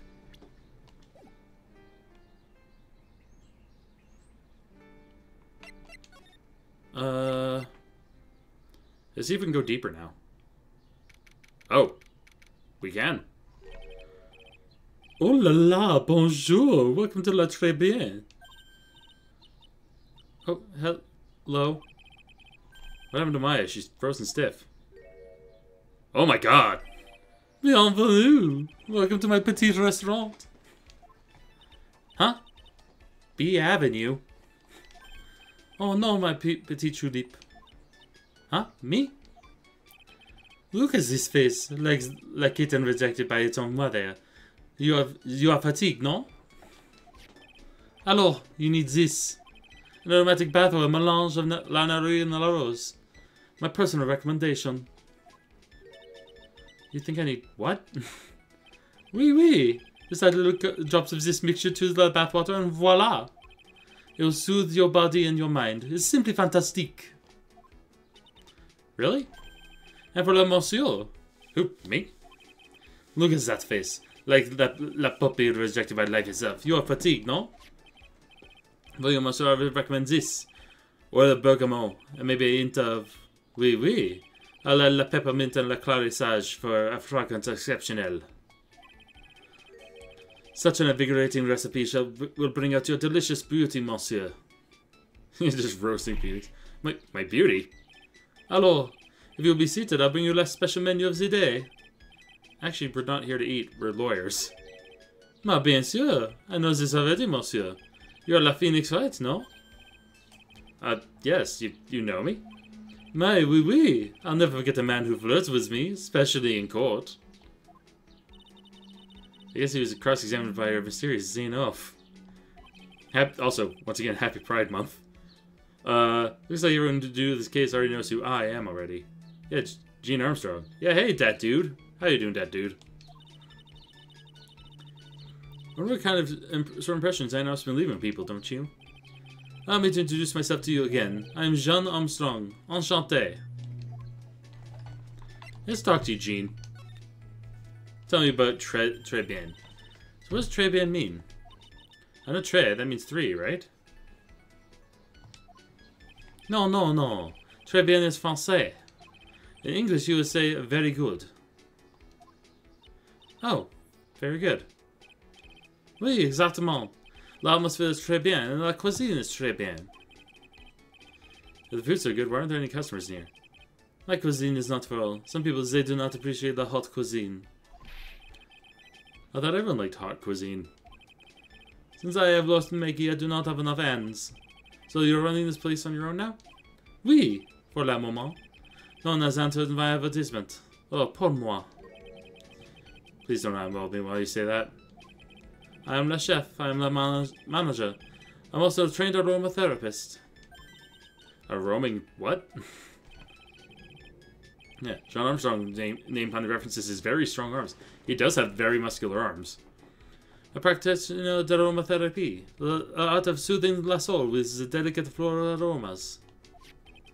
Delicate? The smell coming from that bottle earlier was anything but. What happened? So, could you tell me what you know about the incident? Bien, it makes me sad to remember it, yet I remember it so well.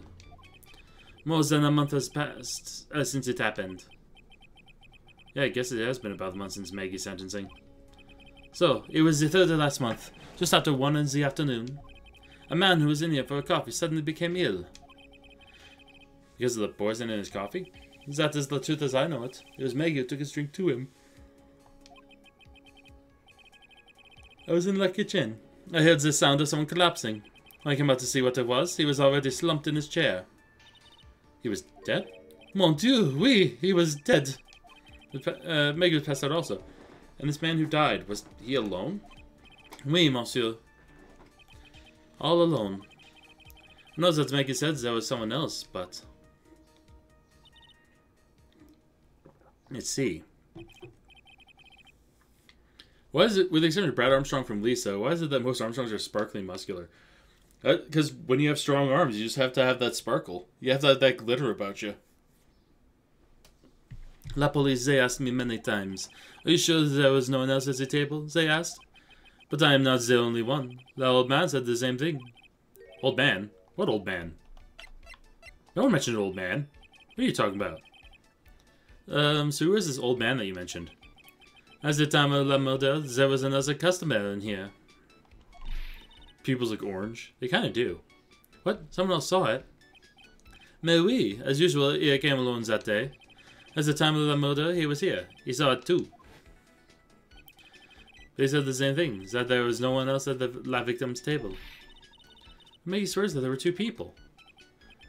Mais, mademoiselle, a lawyer, he cannot prove this, no? About the lawyer. That was me, I suppose. Mais bien sûr. Oh, wow, he's the first person who said it wasn't me. Don't kid yourself, Nick. There's the one making stuff up.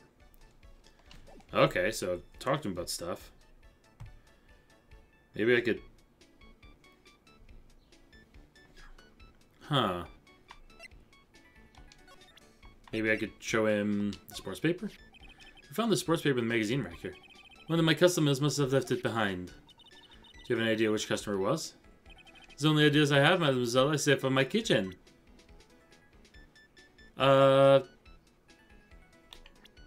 No, tell me about Maggie. Yeah, don't tell me about yourself. You've told me plenty about yourself.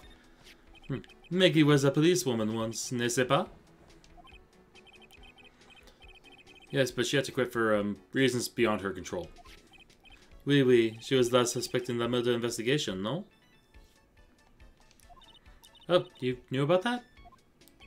That is why I gave her the perfume for the happiness. Happiness perfume? Oui, blended from bergamot, like I have given to you before. But she's been arrested again, and she's found guilty this time. This is true. Her natural aroma of unhappiness must have been very strong. Just admit it, your perfume doesn't work. You got fancy hair, and your stank don't work. I'm not surprised that she was la prime suspect. After something like that took place before my very eyes. Something like what? What's this guy talking about? Does this mean Maggie did have a motive? That's this guy from her info stat. Maggie's motive? Maggie took the coffee over to the victim. Did anything happen? Oui, I suppose you could say so. So what happened? No, it was nothing. Look, Maggie says she didn't even know the guy, but she's still been indicted for murder. The prosecution must have come up with some kind of motive. Oui, it is true. If there's anything at all between Maggie and the victim, it could be relevant. So please, tell us anything you know. Ah, fuck.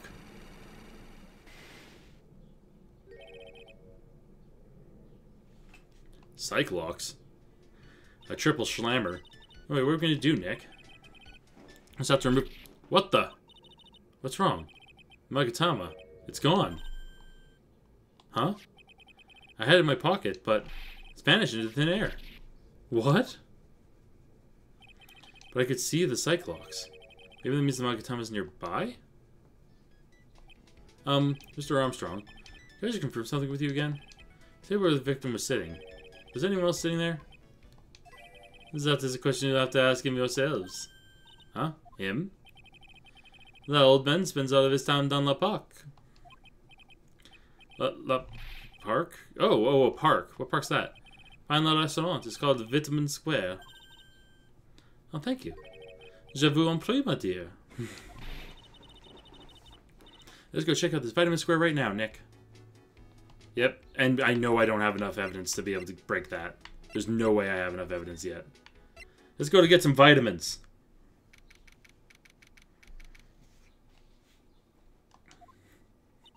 So this is Vitamin Square. Yeah, you see where they got the name from now. The fruit scream, vitamins! At you. Hey, Nick. That's the guy, right? Isn't that the old man Mr. Armstrong was talking about? That grouchy-looking grandpa? He's throwing out seeds for the pigeons. Well, he's not throwing seeds for them. He's throwing seeds at them. My grumpiness threat level has just been raised to red.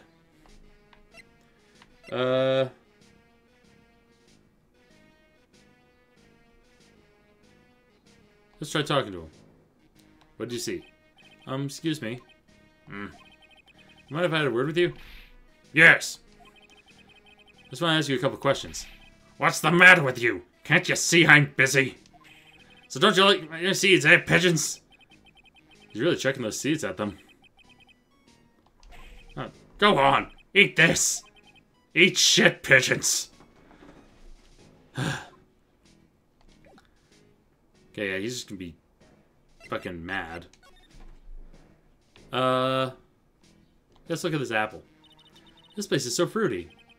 That's not a bad thing. Besides, I love apples. They're one of my favorites. The guy's treating my wife as dead energy. And thank you for the hydrate, Phoenix. Hey, how's it doing? How's it going, Phoenix? Hope you're doing well. I'm actually hydrating with a fucking, like, sport drink. It's called Body Armor. It's pretty good. I have a tropical punch one. It's really, really tasty. I'm navigating with the stretch. Thank you for the reminder. Oh, I really hope the mic is not picking up all these joint pops. Oh. Yeah. Then the apple slide is perfect for you. And what's so perfect about it? Oh, come on. Don't be a stick in the mud. Slide down a few times. Go on. Woo. No way. You're covered in sand if I sit down the slide. Anyone can see that. Stream to start in a sports drink called Sweat. There's a sports drink called Sweat already. That's called Pocari Sweat in Japan. It's actually not bad. It's like a more saltish. It's a salty sweet hydration drink. Yeah, Pocari Sweat is very a thing. Here, I'll type it in chat so you can Google it. Yeah, that. Pocari Sweat is very a thing. It's actually not bad. Thanks, man. One of my childhood meme dreams got crushed. No, well, if anything, your meme is no longer... Like, you don't have to start your own sports drink. It already exists. You can have it. You can have it. It's real.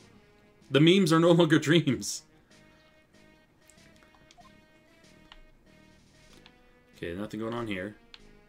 Pigeons. Hey, look, pigeons. Yeah, and heaps of them, too. Do you know that pigeons are a symbol of peace? That's a dove, not a pigeon. Fun fact, pigeons are just... The actual name for pigeons originally was just rock doves. So pigeons are doves. Objection, Phoenix. You're an idiot. He's the bright fun color of gator juice. Oh. Oh, like the Gatorade? Or the Powerade? Aren't pigeons used for mail? They used to be back in the day. Yeah, carrier pigeons. Pigeons are not for government. Yeah, birds aren't real. Birds are all just drones. One of my favorite stupid conspiracy theories. Poor things. So they can't be symbols of peace and harmony just because they're gray? Is that it? You're overthinking this one by just a smidge, Maya. Job listings. Ooh, there's a magazine here. It's a magazine full of job listings. You disgusting rogue, picking up something someone else threw away. Threw away? Do you throw this away? Are you looking for a job? Ah! That's none of your business! Sorry, I guess I'll just take the magazine with me then. I don't want anyone else having it. Give it back. Too bad. Now that you want it so bad, I don't want to give it up. My job listing magazine. Hey, that's mine! You son of a bitch! You bastard! This man does have my wife is dead. Yeah, he super has my wife is dead energy. Thinking this orange reminds me. Of what? That you're supposed to eat a lot of them to ward off colds in the winter. Can't have fun during the holidays if you're sick in bed, you know. You don't have to tell me twice. As a child, just now that you want to know, it's mine. Let me go get the sandcastle. I used to love sandboxes like you wouldn't believe. Really? You? Sure. Finding iron filings in the sand with a blanket was one of my favorite thing to do. Iron filings? Wow, that's too exciting for words. It's my ambition to collect every single shred of iron in the sandbox. I was such a kid back then. So did you manage to get all the iron? No, I never did. I think I came close, though. Now that I think about it, I still have all the iron filings I found way back when. You want them? No. This is very straightforward. Just, no. Yeah, he ain't gonna talk to me because he's fucking angry. Lever Sweat was like Gatorade, but named Sweat. And each flavor is a Sport Plus color. My limited edition special release for International Women's Day was Pro Female Rugby Strawberry Kiwi Nitro Blood. Nitro Blood?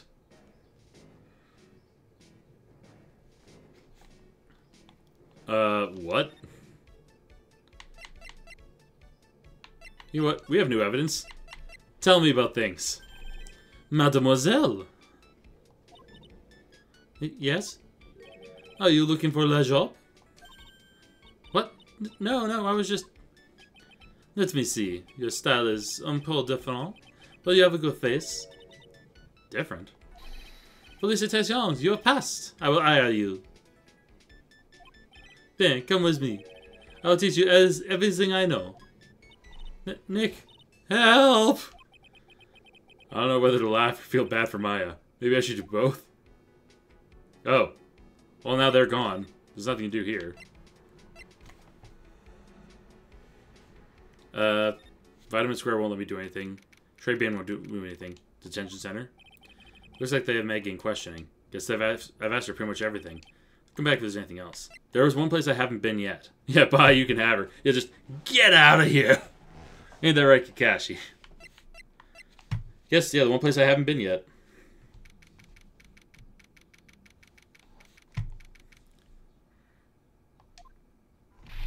Well, pal, have you found the evidence yet? The one that's gonna find her innocent? No, not yet. We're only just starting an investigation. Well, whatever you need to know, I'll give you the dirt on it. Putting off all my other cases for now, pal. Aw, Gumshoe, you're a good buddy. Well, Gumshoe's helping. What's there? Drink a bottle of nitro, and you feel as unstoppable as a professional women's rugby player. And those girls are built like tanks made out of even stronger trains.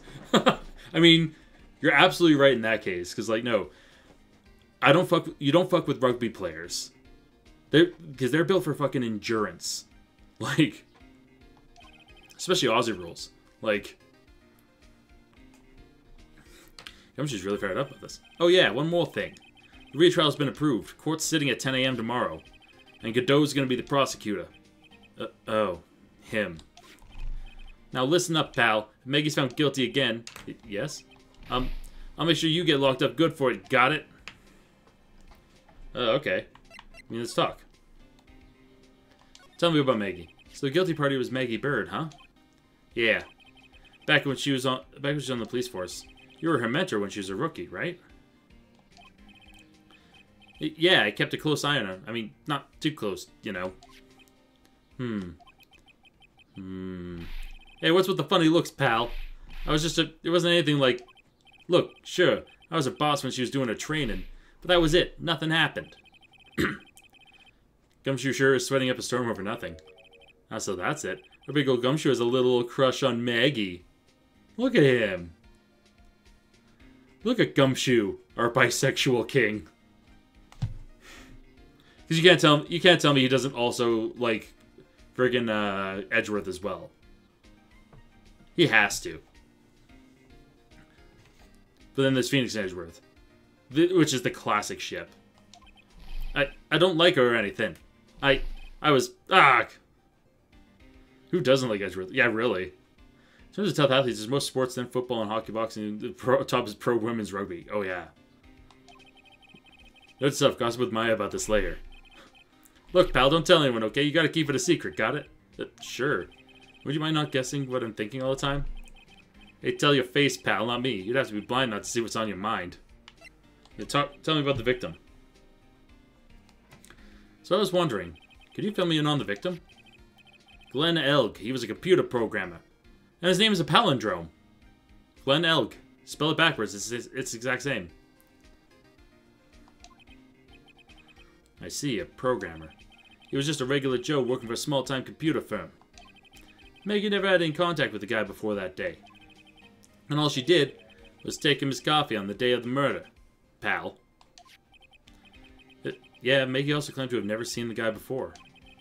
Did the victim go to the restaurant often? Not according to the chef. Said it was the first time he'd seen the guy. Programmer, and a first-time customer at that. What possible reason could Maggie have had to kill a guy like that? That's what I thought. But a motive was still somehow established in a trial. You're kidding. What was her supposed motive? Sorry, pal. I'm real busy. I haven't even got enough time to sift through these papers. Look into yourself, okay? What could his motive have been? Yeah. This isn't even a proper investigation. I'm kind of working on it by myself.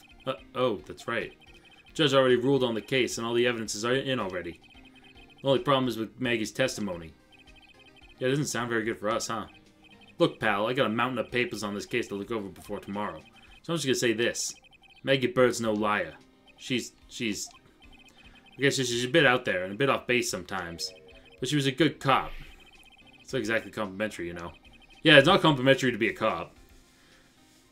I really think they have a thing straight up say, oh, I think Edgeworth is hot. Yeah, that's the thing, like... Yeah. So what do you think really happened? And just how contradictory is your testimony? Tell me about the contradictions. Biggest problem with Maggie's testimony is the number of people at the table. Yeah, my thoughts exactly. Maggie still insists there were another guy sitting with the victim. Right, but get this. Everyone else in the place says the guy was alone, even the chef. Then there's that CD. CD? Oh yeah, she did mention something about a CD. And there was a sample CD on the table, sir. But our guys turned that place upside down. There was no CD. What? Not on the table? Not anywhere in the whole restaurant, pal. But didn't Maggie say the victim was wearing an earpiece too? Yeah, but that was for the portable radio in the front pocket of his hoodie. A radio? You didn't have a CD player? You got it. Your phony never explained that contradiction at all. Come to think of it, the owner of Tribune didn't mention the CD either. I don't know why, but I get the feeling Mr. Armstrong's got something to hide. Huh. Let's present... Supposed to be watching. Seeing Winston Payne Wright winning. Seeing Payne winning and Wright losing has to be something someone that was really dumb and couldn't solve the first case in the first chapter. Yeah, that's exactly. Payne is the tutorial prosecutor. If you can't beat him, you're not winning ever. What's that? Sports paper? Yeah, I found it in the magazine rack at Tribune. It's dated the same day as the murder. You may be onto something here. Take a look at this. See this writing here? And a little mask-to-mask art? MC Bomber. Hey! What is it? I've heard that name somewhere before. Yeah, MC Bomber. Wow, he actually seems to be thinking for once. Ah, it's no good. Can't remember. And he goes back to being the gumshoe we all know and love. Yeah, Winston Payne. Yeah, because he's... Yeah. Hey, pal, I'm going to borrow this paper for a bit, okay? I want to get a handwriting analysis done on this scribble. Handwriting, huh? Be good to know more about that in any case. Thanks, pal. I bet this will turn out to be an interesting clue. Sports paper lost. Yeah, tell me a bit more about... Yeah, because you told me about him. I know plenty about how you feel with Maggie. You're not going to tell yourself. You know what? It's the last piece that I could think to present to him. Yeah, Dick and Gumshoe's thing for detective. His actual name is Detective. And yet he's so bad at it. Chef at Très Bien, huh? You know what that chef said to me? Oh la la, your body's full of toxins. Then he gave me this bottle. What's in it? I don't know. The label says juniper. I'm under orders to put a few drops of it in my bath every day. Under orders? Yeah, you know, there's something about that lady. I mean, guy. Huh? You can't stop thinking about him? Not like that, pal. Give me a break. He's not my type. I prefer twinks. Isn't the Juniper's not the name of some Geometry Dash YouTuber? Possibly? I know it for the juniper bushes and juniper berries. Which, I know juniper bushes because there's a lot of them used in, foliage plants around here. And juniper berries are quite often used in, gin, actually. I mean, I can't stop thinking he's involved with this case somehow. Sounds like he knows a little something more about our charming chef. Is it a talk thing? Oh, it's a talk thing. Let's talk about it. So what exactly is it that caught your attention about the chef at Tribune? It's, kind of hard to say. The guy's probably not even connected with the case anyway. Hey, come on, detective. Didn't you say you'd give me the dirt on anything? Well, this sort of stuff's kind of unimportant, gossipy stuff, you know, pal. Look, how about this? You go to Tribune and investigate the place yourself. If you find out anything suspicious about the guy, you report back to me, okay? Don't suppose I get a choice in this, huh? Guess I better find out about the chef and Tribune, then report back to Gumshoe. Alright. So he wants me to... investigate. Which means we gotta go back to Tribune. Oh. Scented flower sure is strong. It's almost making me dizzy. Who the fuck are you? Who's this bitch? It's sickly anime girl. I have no fucking clue who she is.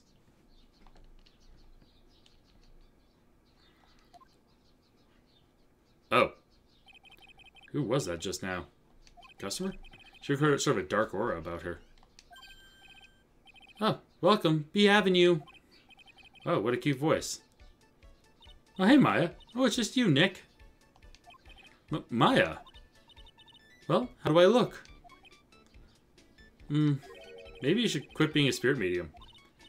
Maybe, but it's kind of boring being a waitress. I mean, you're my first ever customer. And who's that woman I just saw?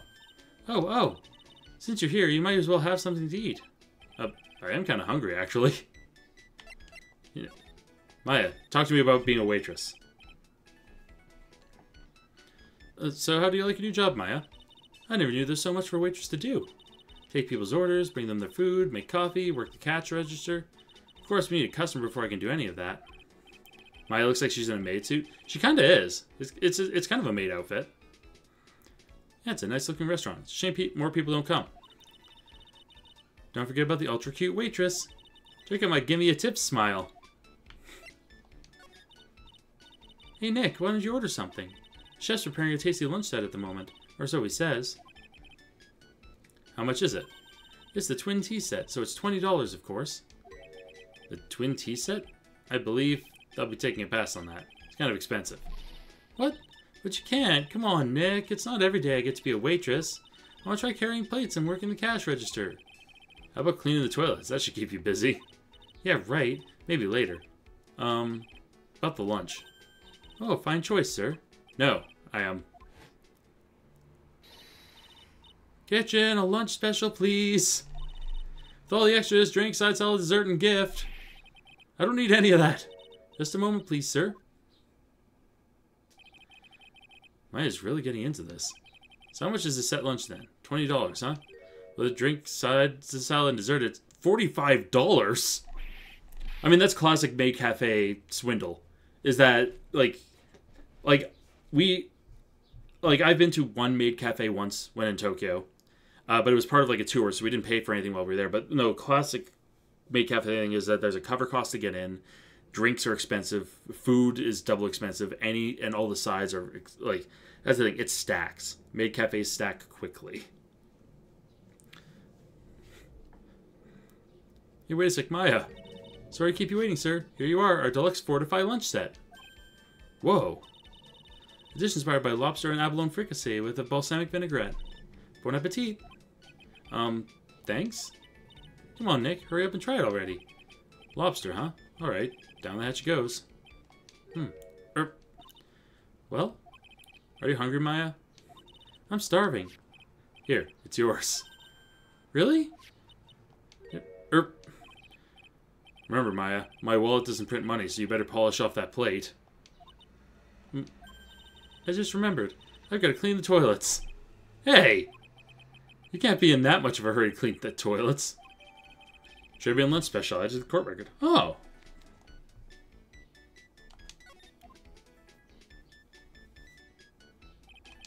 How's that guy managed to make good food taste so bad? Hey, Nick. You want to take a peek at the kitchen? The kitchen, huh? Not a bad idea. Yeah, talk to me about it. What was the Maggie said again? In the kitchen, you'll get to see all the chef's greatest secrets.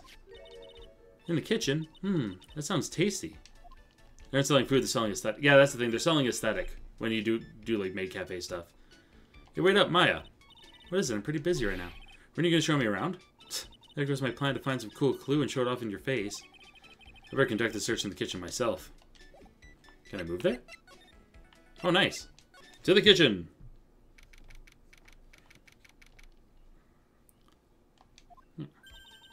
And here it is, the famous Tribune kitchen. It's my first time in here too, actually. Huh. There's a weird atmosphere in here for sure. Mr. Armstrong will be back soon, so we better search quickly. Chop, chop. I already see a problem. It's my fucking Magatama. Now I know I'm in a French restaurant. I've never heard of most of these seasonings. Hey, Nick, this container has oyster sauce? What's that? Oyster sauce is definitely not French. Like, no. Isn't that used in Chinese food? Chinese and Vietnamese, if I'm not mistaken. Look, right there on the counter. My Magatama, what's it doing here? What indeed? Repocket the Magatama. Let's look at some knives. Now I know I'm in a French restaurant. It's mostly seasonings. I think this container has oyster sauce. That's Chinese food. Look at these knives. They look really sharp. I like to see how one of those slices through a cheesecake. A cheesecake? You don't exactly need a sharp knife for one of those, Nick. That smells good. Something's bubbling away nicely in that pot. Must be the lobster and abalone fricassee with a balsamic vinaigrette. Isn't that what I just ate for lunch? Maybe. What you ate is only the only French dish that I know the name of. What about beef bourguignon? What's on here? What are these lace curtains for? I don't know, but they give the place a real homey feel, don't they? Lace curtains. You know, if I was a cooking pot, I'd be perfectly happy to sit on a shelf under those. How do you respond to something like that? Oh no, I've already done this. Book? Now this is one large mirror. I bet this is where he makes himself look pretty. There's a book on the dresser. Clarice Armstrong's bedtime literature. Not exactly Pulitzer Prize material, is it? Looks like a collection of poems he's written. Poems? Cool. Read one out. And say it in your best French accent, with intensity, okay? Okay, here's one. It's called Printemps. The two of them, like actors from a film, the coffee still undrunk. Sweet nothings over too soon, on that sad Sunday morning. The foolish cocktail so delicious. Take the last sip of your tea, and I know what I will do. I must lie to you. I must. Huh? That's it? Yep. That's a poem for you. Let's look at these bottles. What's this? Looks like a treasure chest or something. Wow, look at all these little bottles. Oh, they're aromatherapy oils. He's got so many they're overflowing onto the floor. Let's see. 1, 2, 3, 98, 99, 100. They're all the same, too. Hey, wait a minute. What is it? There's one bottle that's different from all the others. Well, what do you know? It doesn't have a label either. And it doesn't smell. So there's a liquid inside then, I wonder. Hey, Nick, we should borrow this. I mean, look how many bottles he's got. He won't miss one, will he? Why is Pearl not here? Oh, Pearl's back at home. I'm pretty sure. Because Pearl, I don't think, shows up for every case. Okay, so I think I've done all the investigation I can in here. Now, where...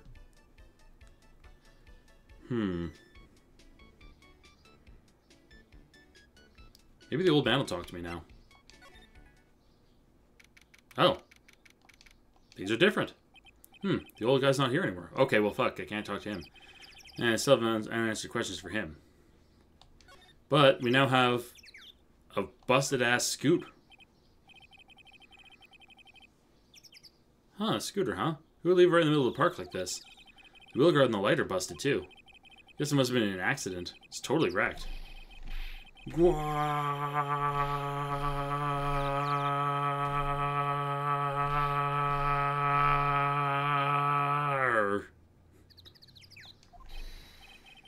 Hey, what are you thinking you was doing with my bike?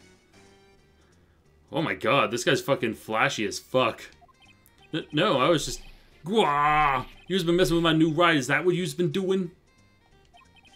New ride? Isn't that kind of an old model? You's gonna pay for this. It wasn't me, I was just passing by. Hey, then who's the one that covered my saddle in crap, huh? You's gonna pay, you catch my drift? No, wait a second, I'm not a pigeon. I couldn't have done it. A wise guy, eh? I'm gonna beat you so hard it feels like you're smooching the express train. Uh-oh. You was better watch your back. This ain't over. I'm gonna round up a group of lawyers and then you was gonna pay. Actually, I'm a lawyer myself. What'd you say? I'm Phoenix Wright, attorney at law. Gwahahaha! Gwahahaha! Look at this fucking... I think this is Could this be Phoenix? Phoenix Wright? You saying you, Phoenix Wright? Yeah, I am. So you a wise guy too, huh? 'Cause I'm Phoenix Wright. The one and only. What? Out of my way, I gotta cruise. Yeah, Phoenix Wright. Sure that guy wasn't my phony. Was he? He wasn't anything like me! Guess I better make a note of the scooter. Scooter, ridden by my phony. Ah, pathetic. Oh, it's you. A few threats from a little brat like that. And you look like a pigeon that's got seeds in his eyes. Have you been here the whole time? I was in that strawberry. I had thinking to do. That's my thinking berry. Don't fucking judge me. More like you had some cowering to do.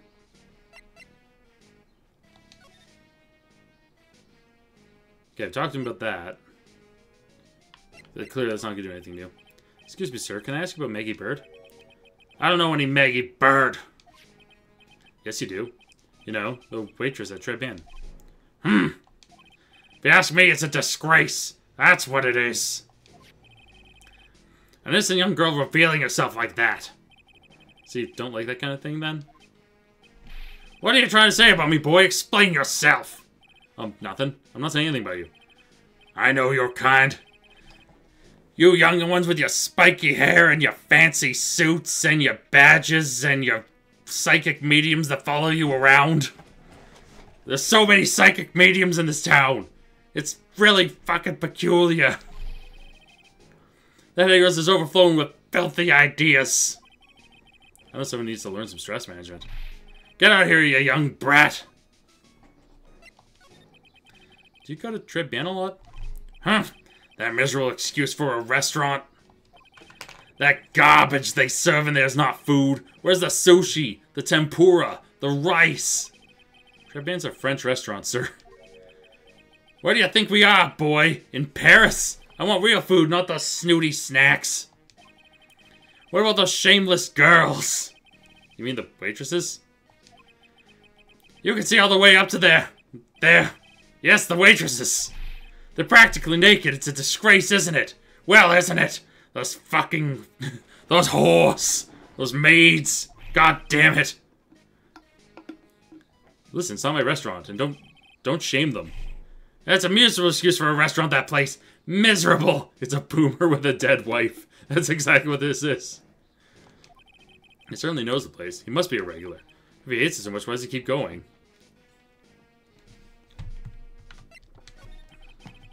Are you a regular at that restaurant, sir? So if you dislike it so much, why would you keep going there? Sir? There you are, you filthy pigeons. You want food? Ah, take that. Get seated, idiot. Oh. Oh, never mind. I knew it. Still got something to hide, but what could it be? What are you hiding, old man?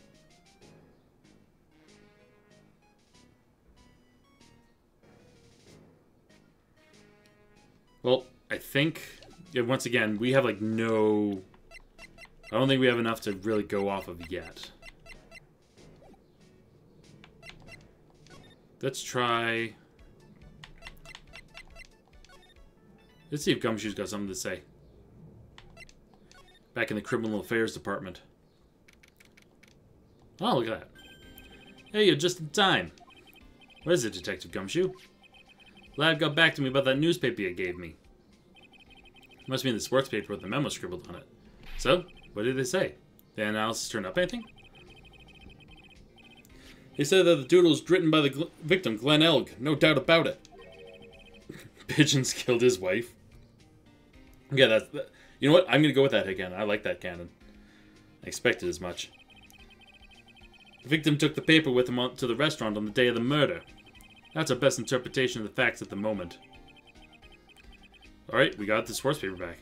MC Bomber. Got the feeling I've heard that name somewhere before. Oh well, guess they'll come back to me. Don't forget to report back to me with whatever you find in that restaurant, okay, pal? Someone said I start taking orders from Gumshoe. Although, I feel like there's something I need to show him. Yeah, we did find evidence in the restaurant. Future Phoenix Wright is full of bisexuals and spirit mediums. That could be, honestly, that's like just another title for Phoenix Wright is bisexuals and spirit mediums. Although I don't know if the spirit medium stuff went too much past the Phoenix games, because I don't think Apollo Justice covered those. Yeah, show me. Here, look at this. Got one of those aroma bottles too, huh? Only this one doesn't smell. Huh? I don't get you. This is mixed in with all the other aromatherapy bottles, but it's not the same. It doesn't even look the same. Wouldn't you agree? A cologne bottle that doesn't smell, huh? Smells like a skunk to me, pal. Mind letting me borrow that bottle for a while? I want to send it to the lab for analysis. The victim was poisoned. The contents of this bottle are pretty important. Small bottle given to some Gumshoe. I know there's something funny about that chef. You suspect John Armstrong? I got that guy's number. I know what his secret is. That must be the same secret Gumshoe was talking about before. Guess I better fill you in on the details. About this Armstrong guy's secret, I mean. Yeah, talk to me. What's Armstrong's secret? You ever had lunch at Tribulations, pal? Yes. So how was it? To put it nicely, it was inedible. to put it nicely, it fucking sucked. It was terrible. Hey, don't worry about being nice around me, pal. You and I both know the reason that place is so empty is because of the food. I mean, the place is clean and he's got a girl like Maggie as a waitress, so... Yeah, I guess it's probably the food. We'll scoop on the guy who's up to his ears in debt. Really? How much does he owe? This is a copy of his loan contract. He's about $500,000 in the red. Oh, Jesus. $500,000? Are we talking dollars? Yeah. Hey, if it was sterling, he'd really be in trouble. Sorry, that figure just took me by surprise. Yeah, this case is full of surprises. And I'd be willing to bet that chef's got something to do with most of them. That's my hunch. We got Gene's loan contract. I think we're starting to get... We're making some traction here, guys.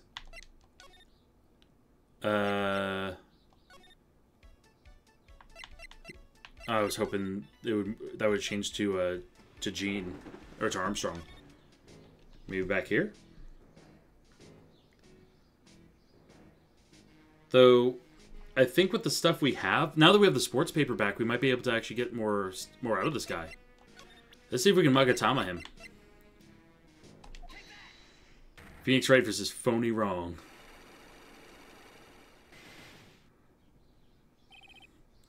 Shred Brain regular. It's time you told me the truth. Why are you a regular at a restaurant that you dislike so much? Isn't it obvious? People only have one reason to go to restaurants. To eat. Oh, Amelia! Hey, how you doing? Welcome to some Phoenix Wright. We're interrogating an old man who's a boomer whose wife is dead. To eat? Is that the whole truth? What do you mean? I don't think you go to that restaurant for the food at all. You insolent brat! How dare you accuse me? What proof have you got? I can tell that not you nor anyone else would go to the place for its food. Yeah, the lunch special. It's so bad. It's expensive and it tastes terrible. Proof's in the pudding. Or in this case, the lunch menu. That's the twin tea set! The food at Tribulations is terrible. And expensive. You're wrong. It's cheap. Huh? I'm rich. I inherited money when I was a boy. I'm fucking loaded. I'm the 1%, motherfucker. I haven't done a job of work since I was born other than feeding pigeons. What a load of crock. Taste another story, but the price, it's nothing to me. So you're saying you go there because you've got money to burn? Exactly. I have so much cash I go for a swim on my money vault every day. I'm rich. I'm a boomer. My wife is dead, and I'm new in town. Thank you, Lava King. Oh, unfortunately, that's a lie. What? You don't have money to burn. You're flat broke. Oh, because he's looking for a job. Like, you wouldn't want your job listing if you were if you had money. Ah, my magazine. Or the rich retiree be looking for a job. So what? So I was looking for a job. I'm buying a lot at the moment. I need spending money. His nose does look a little bit like a cinnamon and jelly bean. Oh? I don't go to that restaurant for food. I just go for the Javachino. Yeah, I think you mean a cappuccino. Yeah, how much does a cappuccino cost there? $8. This game was made like 20 years ago, but they are predicting the future really well. A cappuccino these days probably also costs like $8 at a non-chain restaurant. Those better be some golden beans. What's your problem? You think a poor man would be better off drinking dishwater, do you? Is that it? No, I wasn't thinking that. I was wondering if the coffee there really is that great. No, it's not. But anyway, yes. That place has free newspapers to read every day. Newspapers? Exactly. They don't want me hanging around at home. So I go there. I'm sorry, sir. But there are no free papers to read at Tribulations. Yeah, the only paper that was found there was the sports paper. Take a look at this. What is it? It's a newspaper I found behind the magazine rack at Tribune.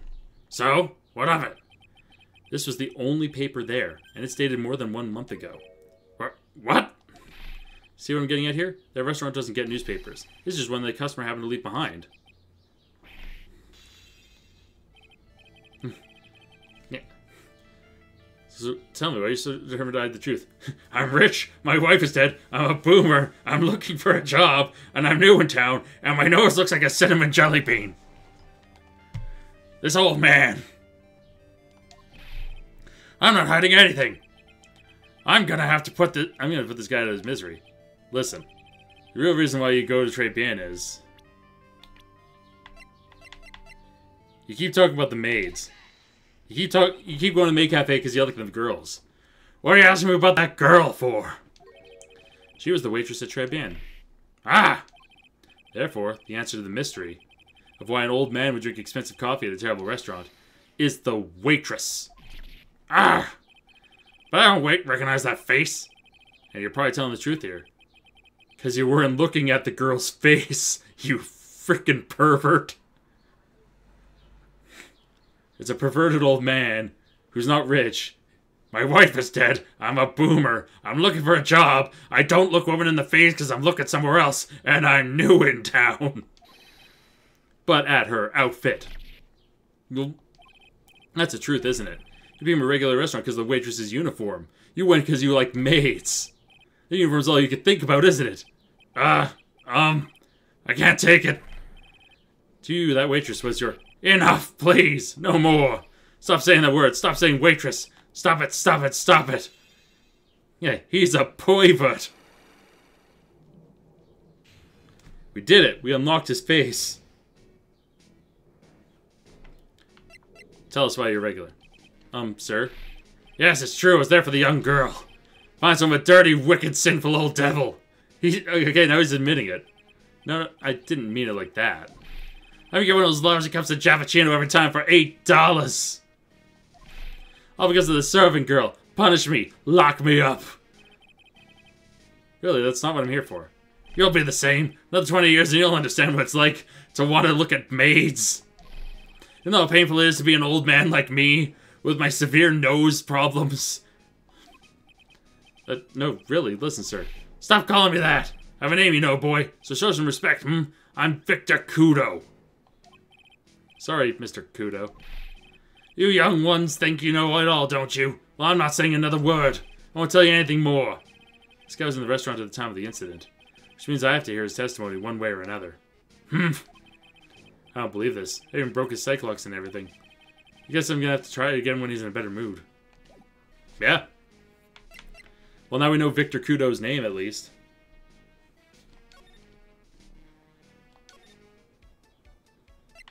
Hey, Maya. I want to tell you a thing. Can I talk to you? I can't talk to you. I want to tell you about an old man. Let me tell you about this old man. About Victor Kudo. He has a thing for waitresses. I'm old. I'm a boomer. I have a nose problem. My wife is dead. I have a maid problem. I'm rich. I'm looking for a job. I'm horny. And I'm new in town. Yep. That's this 68-year-old man. Oh, it's that old man. Is he still feeding the pigeons? Yeah, he fed me as well. I got a bunch of those seeds in my eyes. Ooh, ouch. Hey, Maya, would you mind coming with me for a while?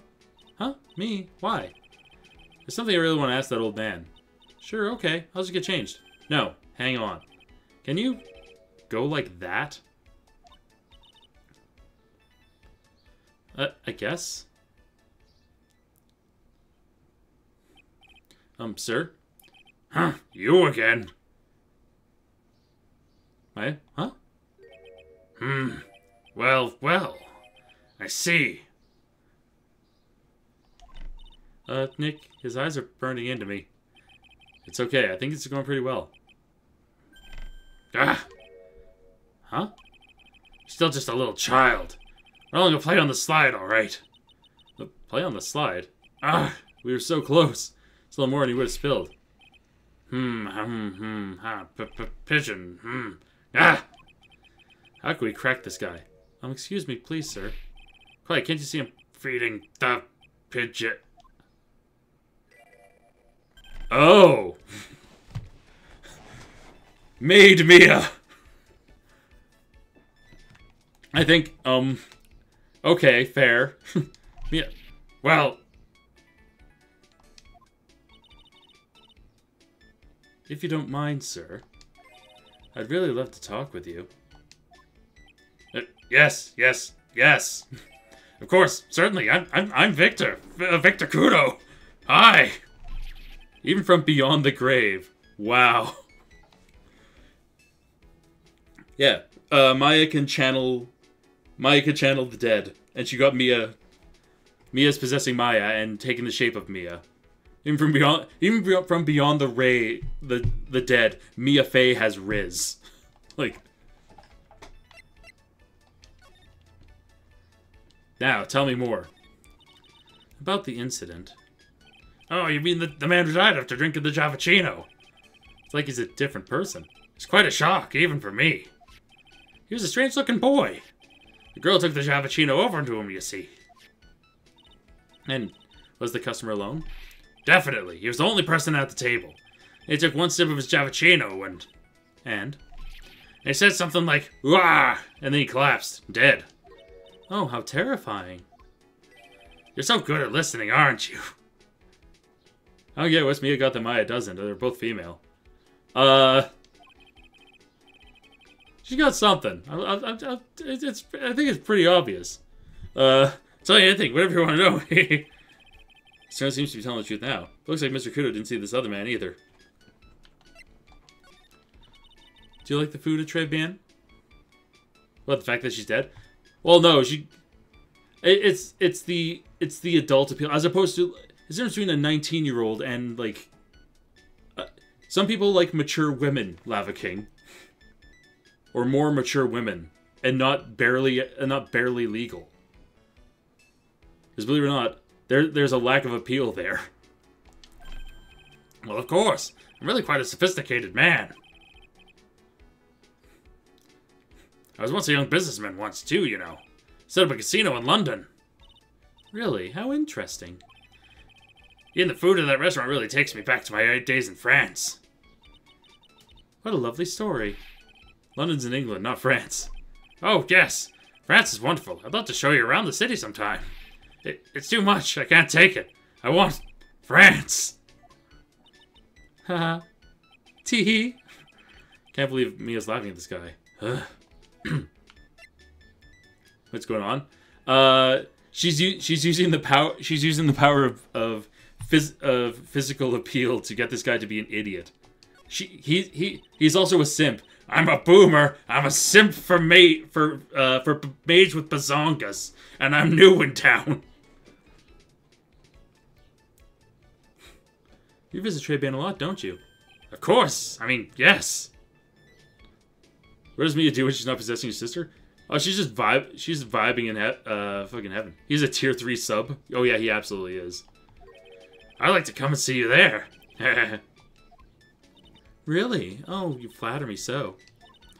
The owner would be delighted to welcome you, I'm sure. Be careful of that chef, my dear. The chef? You mean Mr. Armstrong? That's right. The man's an ex-con. Did you realize she's doing fan service? Yeah, she's very clearly just fan servicing at him, and it's hook, line, and sinker. It's working. He's an ex-con? Whatever did Mr. Armstrong do? Oh no, those eyes. I can't take this. Mia's really got this guy eating out of her hand. He steals things from his customers. From his customers? Gloves, handkerchiefs, little things mainly. He's a pilferer, so you be careful around him, my dear. Are you sure about this? Of course, he was arrested for it once. I was there when it happened, having my Javachino. Yeah, honestly, yeah, with him stealing stuff, that explains... that explains why the Magatama was there. You're absolutely right, dude. That dude. 21 is the best age, in my opinion. I think in my standards are anyone at least my age, maybe somewhere a year or two older or younger than me. Okay, so you got around your age. Honestly, you got aim for around your age. That just makes the most sense. You don't want to date. Like, the appeal of someone way younger than you, like, no, that gets hella creepy. Don't do that. Only villains do that. He really is a regular. Let me write you a little haiku about it. A haiku? A Japanese poem. It'll explain all you need to know about that chef. Yeah, convicted before, a wicked man or woman, repeat offender. If he takes anything again, you let me know. If it's not too expensive, I'll buy you a replacement. Poor guy, he couldn't do enough for Mia. Okay, Phoenix. That's about as much as I can do to help. Thanks, Mia. Why are there so many old men here? Like, fuck, really? Got some very important information. Honestly, can't believe Maya called me for something like this. Hey, it worked.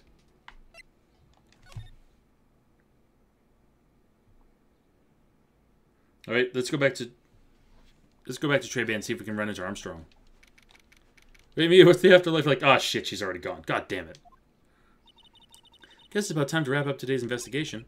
Had enough of being a waitress? Yeah, plus no one came to the restaurant. Oh la la, Mademoiselle Maya. No, how can you leave me like this? I'm sorry. That reminds me. Mr. Armstrong had a psych lock or 3, didn't he? I'm gonna have to break those. Yep. Mr. Armstrong, I hope you won't mind, but I'd like to have another word with you. Volontiers, of course. Time to break him.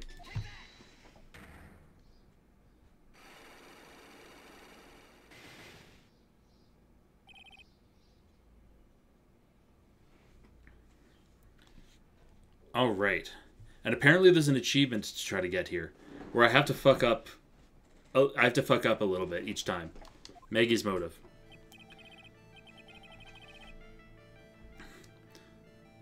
Oh, what is happening? I do not like this horrible feeling. I have to know the truth. What happened that day? Hello. I'll confess everything. Just don't hurt me. Huh? Well, that was a new world record. It was a lottery ticket. A lottery ticket? The man who died here had a lottery ticket. For $500,000. $500,000? Oui, but after l'incident, this ticket... It disappeared. The ticket disappeared. This was la motive that la prosecution gave for Maggie. She said that she poisoned the man to get the $500,000 lottery ticket.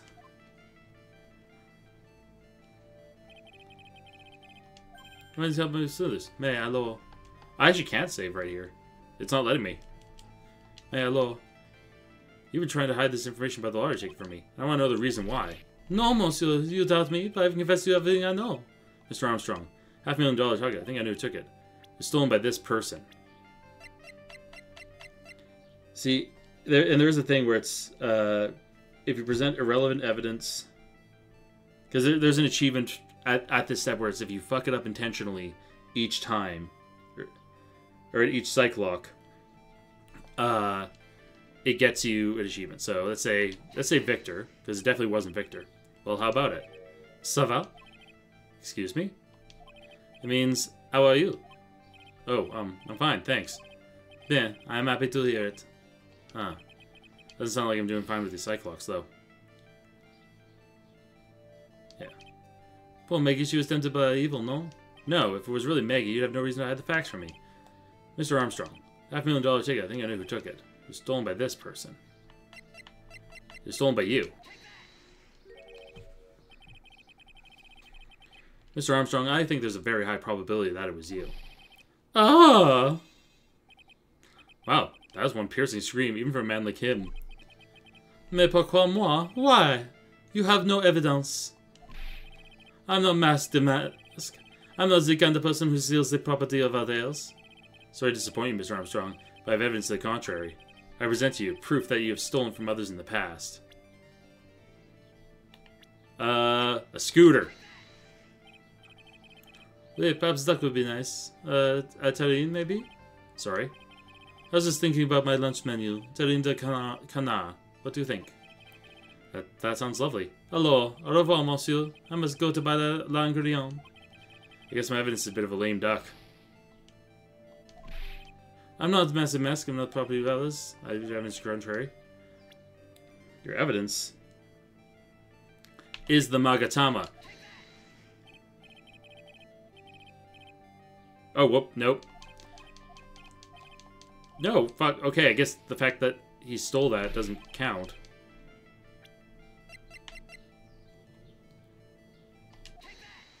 I guess that evidence. What is this, a poem? Oh, monsieur, you know me so well. I adore poems. Please read it and put some feeling into it. Convicted before, a wicked man or woman, repeat offender. Sorry to have to bring it up, Mr. Armstrong. But you've been arrested for stealing from your customers before, haven't you? Mon Dieu! La mensonge, you are a liar. You deny it? Do make la false accusation, s'il vous plaît. Do you have any proof? I want to see the incontestable proof that I've ever stolen from my customers. Oh, I'm going to be pulling it real fucking close here. Because I need to fuck up 2 more times intentionally.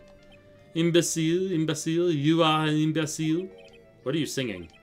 It's one of my favorite chansons. It's called Imbecile. It is French. Come on, you'll sing together with me. Imbecile, imbecile, you are an imbecile. Armstrong's definitely stolen from customers. Yeah, I have proof. I have what you stole from me. Seems old habits die hard, Mr. Armstrong. What is that? This is my Magatama. And I found it in your kitchen. No! Wow, that scream just about broke some windows. Oui, oui. I have a weakness for the little trinkets and la figurines. And my hand, it just slips out. I cannot stop it. You've stolen handkerchiefs, gloves, and other things from your customers, right? Oui, it is the truth. I'm just a timid little girl inside. A timid little girl. Besides, this time it was not a small trinket, oui? It was $500,000.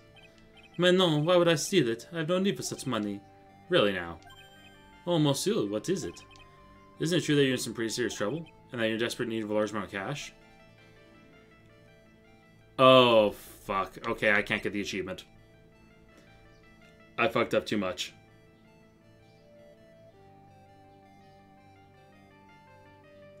Well.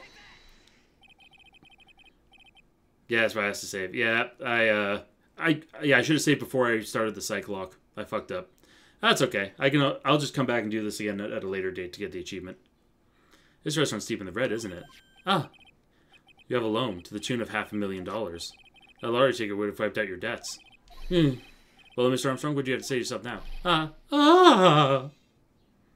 Yep, no achievement, but that's okay.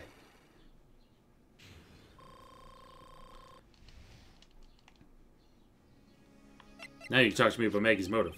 Mr. Armstrong, you said that the victim had a winning lottery ticket for $500,000.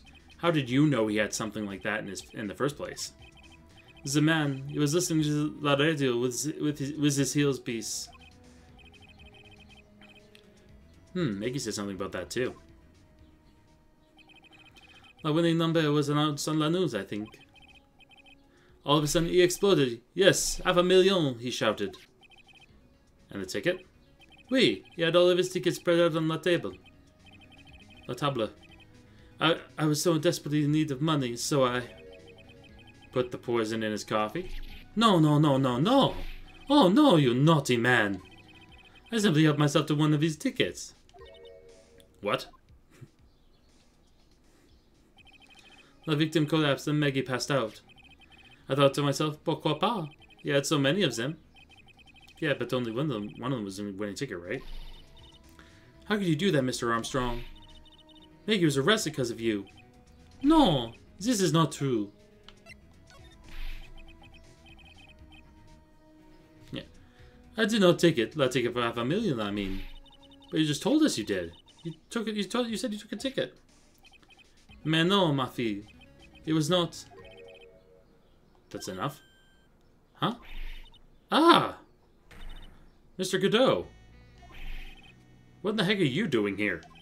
This is without a doubt the worst coffee I've ever tasted, Mr. Armstrong. You came here for coffee? Is this craving for coffee no bounds? Perhaps Mr. Armstrong stole one of the victim's tickets on the day in question. I'm the ahead, no? Just a pretty little girl who everyone is laughing at. In that case, Maggie shouldn't be the only one under suspicion. You had the wrong ticket. What? Mr. Armstrong made off with the winning ticket's pretty neighbor. So, the ticket he took was worthless? Not quite. He did win something. $1. You see, I'm just a pretty face. Without my looks, I have nothing. So, what happened to the winning ticket then? The one he meant to steal? Indeed, what did happen to it? I don't spoil myself by watching trailers, so we'll just wait and see how the movie turns out tomorrow, won't we?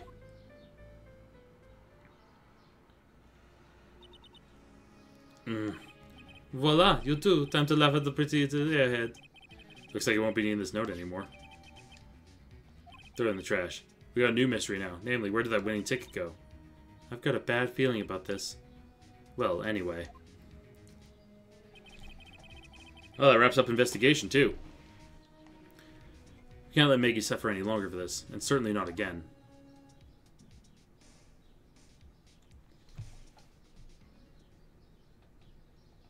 Alright.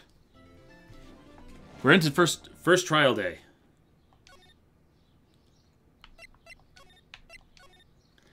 Got a little bit of time left in stream. I'll go for another 20 minutes or so, we can start our way into the trial. Go to defendant lobby number 1. Oh, I see. I guess I should have expected this. Nobody saw the other guy, huh? Oh, God bless the night. Well, thank you, Sir Kay. I appreciate that. But he was there when I took the coffee over, sir. Scout's honor. Maggie. Heck, Detective Gumshoe. Are you doing all right? How you doing? Yes, they sound very similar. I only have so many voices. As if you need to ask either question, sir. Don't let him get you down, Maggie. And don't forget to eat well, okay? Roger. And you. Yes? You better square this case away, you got it, pal? Maggie's innocent, you hear? If you screw up, then I'll be doing some squaring away myself. Squaring away some paperwork for your arrest. I think he's serious. Hey, Detective, you're on our side for once, right? Yep. So you'll be able to help Maggie out, right? Really? Can you, sir? Oh, of course. I've got the situation under control. I'm going to be the first witness on the stand today. Something I say doesn't mess with the facts. You make sure to point it out, right? Sure. Okay, we're forming a united front today, pal. You get me? I can't tell you how grateful I am, sir. I've always admired you so much, Detective. I know I can count on you. Looks like it should all go pretty smoothly today, huh? I can only wish. Yeah, with these cases, yeah, they never go fucking smoothly. We know that.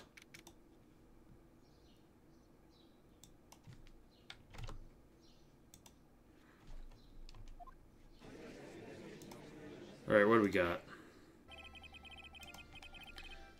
Court is now in session for the trial of Maggie Bird. The defense is ready, Your Honor.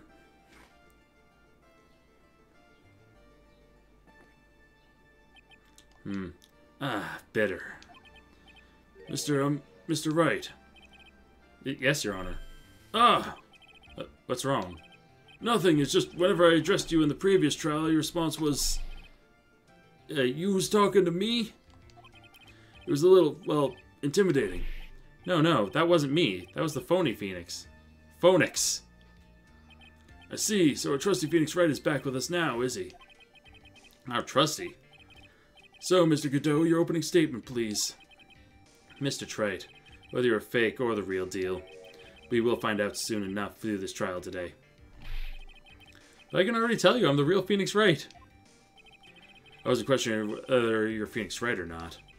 I was questioning whether you had studied law or not. That's what I intend to find out. There's no denying it. Behind that mask is a man who really hates me for some reason or another. As everyone's aware, the court has already given its verdict on this case once. Therefore, I won't stand for irrelevant testimony during this retrial. Nor will I stand for a simple repetition of the evidence presented in the last trial. I'm not planning on repeating anything that phone in me said. Trust me. Now then, Mr. Godot, please summon your first witness.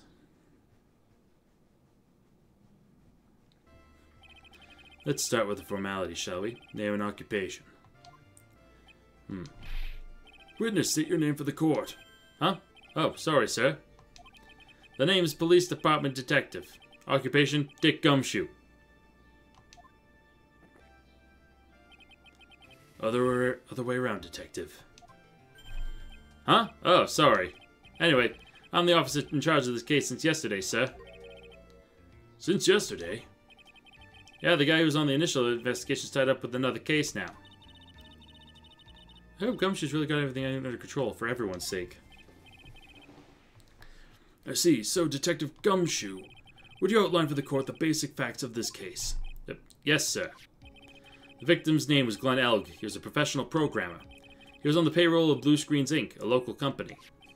This is the victim's autopsy report. The court accepts this into evidence. Potassium cyanide poisoning. Between 1:30 and 2:30 p.m. And here are the floor plans of the restaurant. When the incident took place, the victim was sitting right here. The poisoned coffee was brought over to him by the waitress. The waitress being the accused. Yeah. The victim died from poisoning almost immediately after he took a sip of the coffee. That was potent. At the time of the incident, there were 2 other people in the restaurant. Mr. Jean Armstrong, the owner and chef, and a regular by the name of Mr. Victor Kudo.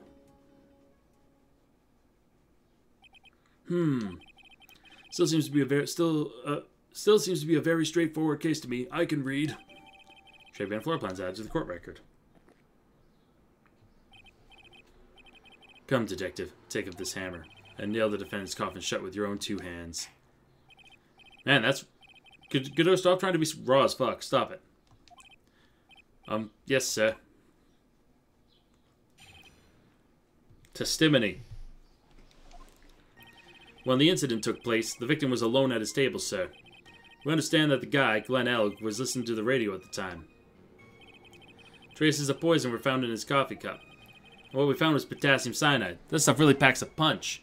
And, it looks like Miss Bird might have had, well, some kind of a motive.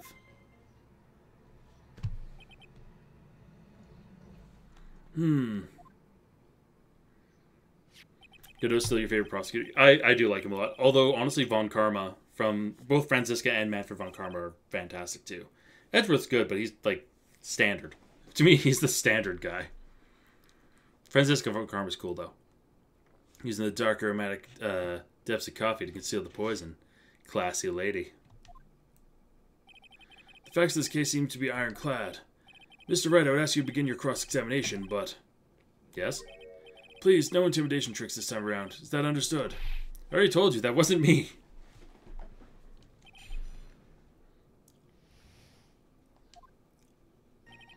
An incident took place. Yep, let's press that. I don't think so. Can I stop you for just a minute? Huh? What is it? Did I say something that contradicts the evidence? He's so desperate for that to be true, he's practically crying. Your testimony just now doesn't match the testimony given by Miss Bird. She claims that there was another man at the victim's table. Yeah, that's what she said, and What killer wouldn't say that when faced with the homicide conviction? Hey! Sadly, your testimony isn't supported by the owner or the other customer. Isn't that right, Detective Gumshoe? Yeah, it's true. Their 2 testimonies tie up on that. They both said there was no other guy at the table. What should I do? Should I press on this point a little harder or not? Yeah, let's press harder on it. Well, maybe the other witnesses just missed him. Perhaps their view of the victim's table was obscured in some way. Huh.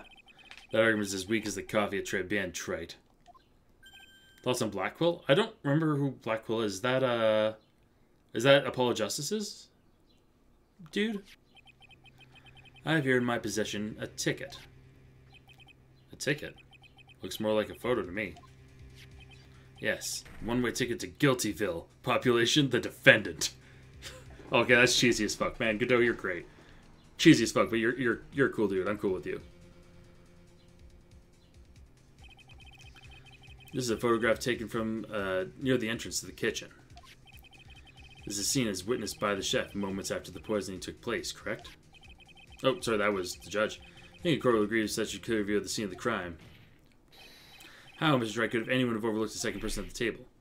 Irk!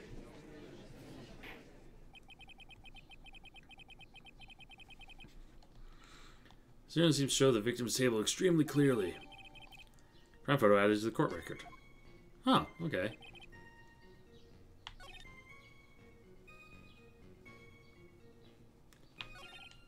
Okay, he was listening to radio.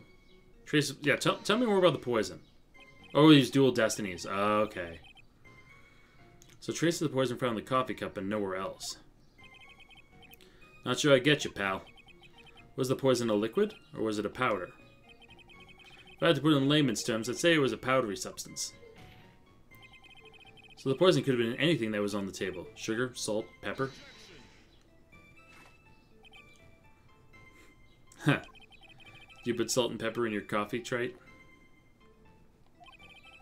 The victim took his coffee black with no sugar. Seems that the poison could have only been in the coffee. What should I do? Should I press on this point a little harder or not? Yeah, let's press.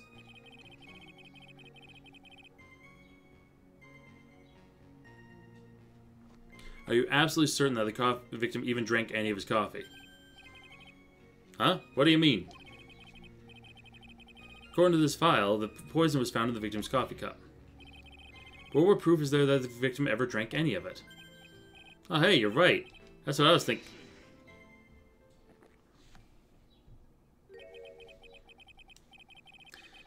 In case you were wondering, that last objection was for the detective there. Huh? For me? Oh, hey, you're right. Maybe fooling the court, but I'm not falling for it. If you have the time to waste, you have the time to present that piece of evidence. That piece, sir? Yes, that piece.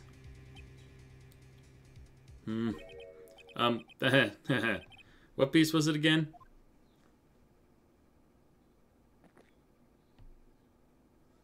Yeah, this. No, not again. I do appreciate this animation. I appreciate just the goofy eyes. Should I be grateful that this coffee is only hot enough to give me first-degree burns? And honestly, the fact that it perfectly slicked over all of your hair. Oh, now I remember. This is the victim's coffee cup. Yes, the victim's cup. Take a good look at the rim. Oh yes, it's unmistakable. There's clearly a coffee stain on it. Conclusive proof that the victim did drink the poisoned coffee that was in this cup. The victim gulped down the bitter death that the waitress brought to him. Like this! Like, it's just turbo chug. Have you seen this Ace Attorney stage play? I've seen bits of it. I've never actually watched the whole thing. For the record, the only prints on the cup are the victims and the defendants. Upon further investigation of this cup, we found a certain chemical substance. We found it was potassium cyanide. That's that hacks a punch. And might have been a motive. Okay. Tell me more about this motive. Some kind of a motive. Yeah, but if you ask me, it's been blown way out of proportion. You know what my golden rule is, Detective.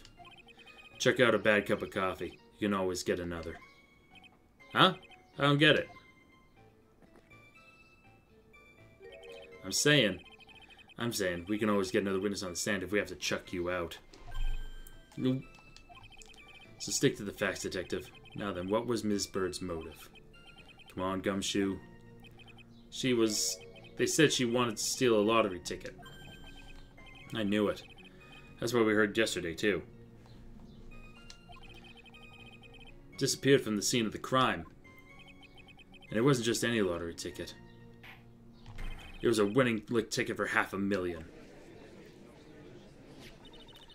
Mr. Armstrong knew about that ticket too, didn't he? But he stole the wrong one. Then, is it possible Maggie stole the winning one? What should I do? Should I press on this point a little harder or not? Yeah, let's press harder. Wait a minute. The mere fact that the lottery ticket disappeared in no way implicates my client. Huh. I have here in my hand the very ticket in question. That's the $500,000 lottery ticket? One of the female police officers found it when she was conducting a search of the defendant. What? Why am I finding this out now? Ace, oh, have fun. Have a good day at work, Ace. I will have fun being a lawyer. I will only be going for like maybe another 5-10 minutes. But then, And then I'll wrap up, but we'll keep going till we get to probably till next testimony. Is probably what I'll do. Order, order. Ha! She's quite a lucky bird, our little waitress. You will submit that ticket as evidence to the court immediately. I better keep an eye on that ticket. The way the judge's voice is quivering. There could be more people trying to steal that $500,000. This ticket was presented to the court in the previous trial too, but feels heavier somehow. $500,000, you say? It's just a scrap of paper. What matters is where it was found, Your Honor. And that's on Maggie's person, unfortunately. That's enough. The facts of this case seem overwhelmingly clear to me. The defendant had ample opportunity to commit the crime of which she is charged. Furthermore, it seems beyond reasonable doubt that she did indeed commit this crime. Like an old man who knows the score. It's also a matter of $500,000 lottery ticket. That alone provides a very credible motive. I mean, for that sum of money, even I might be tempted to bend the rules. I don't mind an old man who's weak to the siren call of money. Not good, Nick. The evidence against Maggie's starting to pile up fast. Yeah, that's because the court has ruled guilty once already. I'd say it's about time to wrap up this repeat performance. With one final decisive piece of evidence. He's got more evidence against Maggie?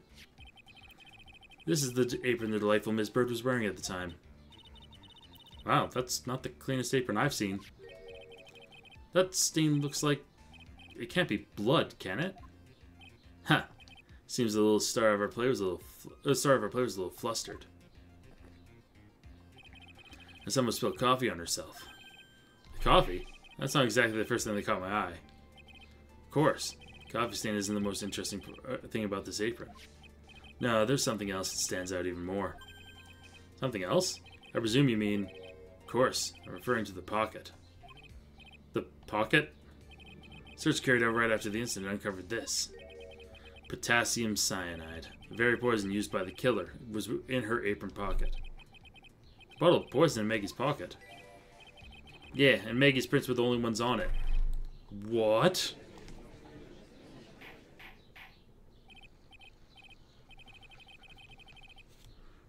Order, order, order! The court will accept these items into evidence. Got small pocket Big Stain's apron. And deadly powdery poison. Something's still bothering me, Mr. Godot. Why have you not explained the bloodstain to the court? Bloodstain? What bloodstain would that be? Don't play games, prosecutor. The blood-colored stain that's smeared all over this apron. That's ridiculous. No one told me about anything about a bloodstain. You don't need to be told. Just look at it. Well, detective, could the stain really be blood? No way, sir. That's just ketchup, sir. Ketchup? She must have gotten some on her apron while taking some of their breakfast that day. You could have spoken up a little sooner, Detective Gumshoe. Pull a stunt like that again, I'll have you drink 17 cups of ketchup, witness. Ugh. Oh, that'd be vile. Oh, that would suck. I thought everyone knew what it was already. I haven't seen anything yet to make me doubt the last ruling I made on this case. The motive, the opportunity, and the supporting evidence. They've all been clearly established. Well, Wright, seems you really are a phony after all. Ugh, you really know how to drive a man nuts. Witness, please continue with your testimony. Describe for the court the crime scene and the findings of your investigation there. And I think this is where I'll wrap. I'll wrap on the, I'll wrap right here. So let's save. As we get through the trial. But yeah. Thank you all so much for stopping by. I'm really, really happy everyone was able to stop by and, join for the stream. Next stream that I'll be joining on is, honestly, I think I might try for a Wednesday or Thursday evening stream this upcoming week. So we'll see how I feel. I might do a surprise Wednesday, but then I'll be back on next Saturday with even more Phoenix Wright, because I'd love to get through this case and try to get through a couple more cases. And if I do like a Wednesday Thursday stream, I'll either pull this out or I might do like a GeoGuessr or Monster Hunter or something. But I'll likely come back to this one just so that I can keep this case going. But in the meantime, thank y'all so much for stopping by. And actually, yeah, you know what? Let's see if we can find a raid. Let's actually try for a raid today. Ba,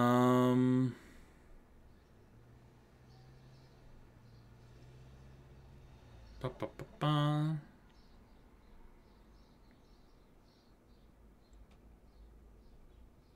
I'm not really seeing anyone that I'd want to raid.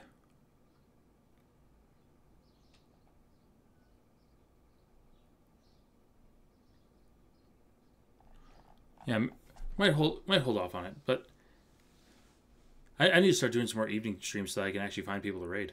But in the meantime, thank you all so much. I hope you all have a wonderful rest of your weekend. Have a really, really good weekend. Enjoy yourself. And I will be seeing you guys again, hopefully sooner than later. But have an excellent one. And bye for now.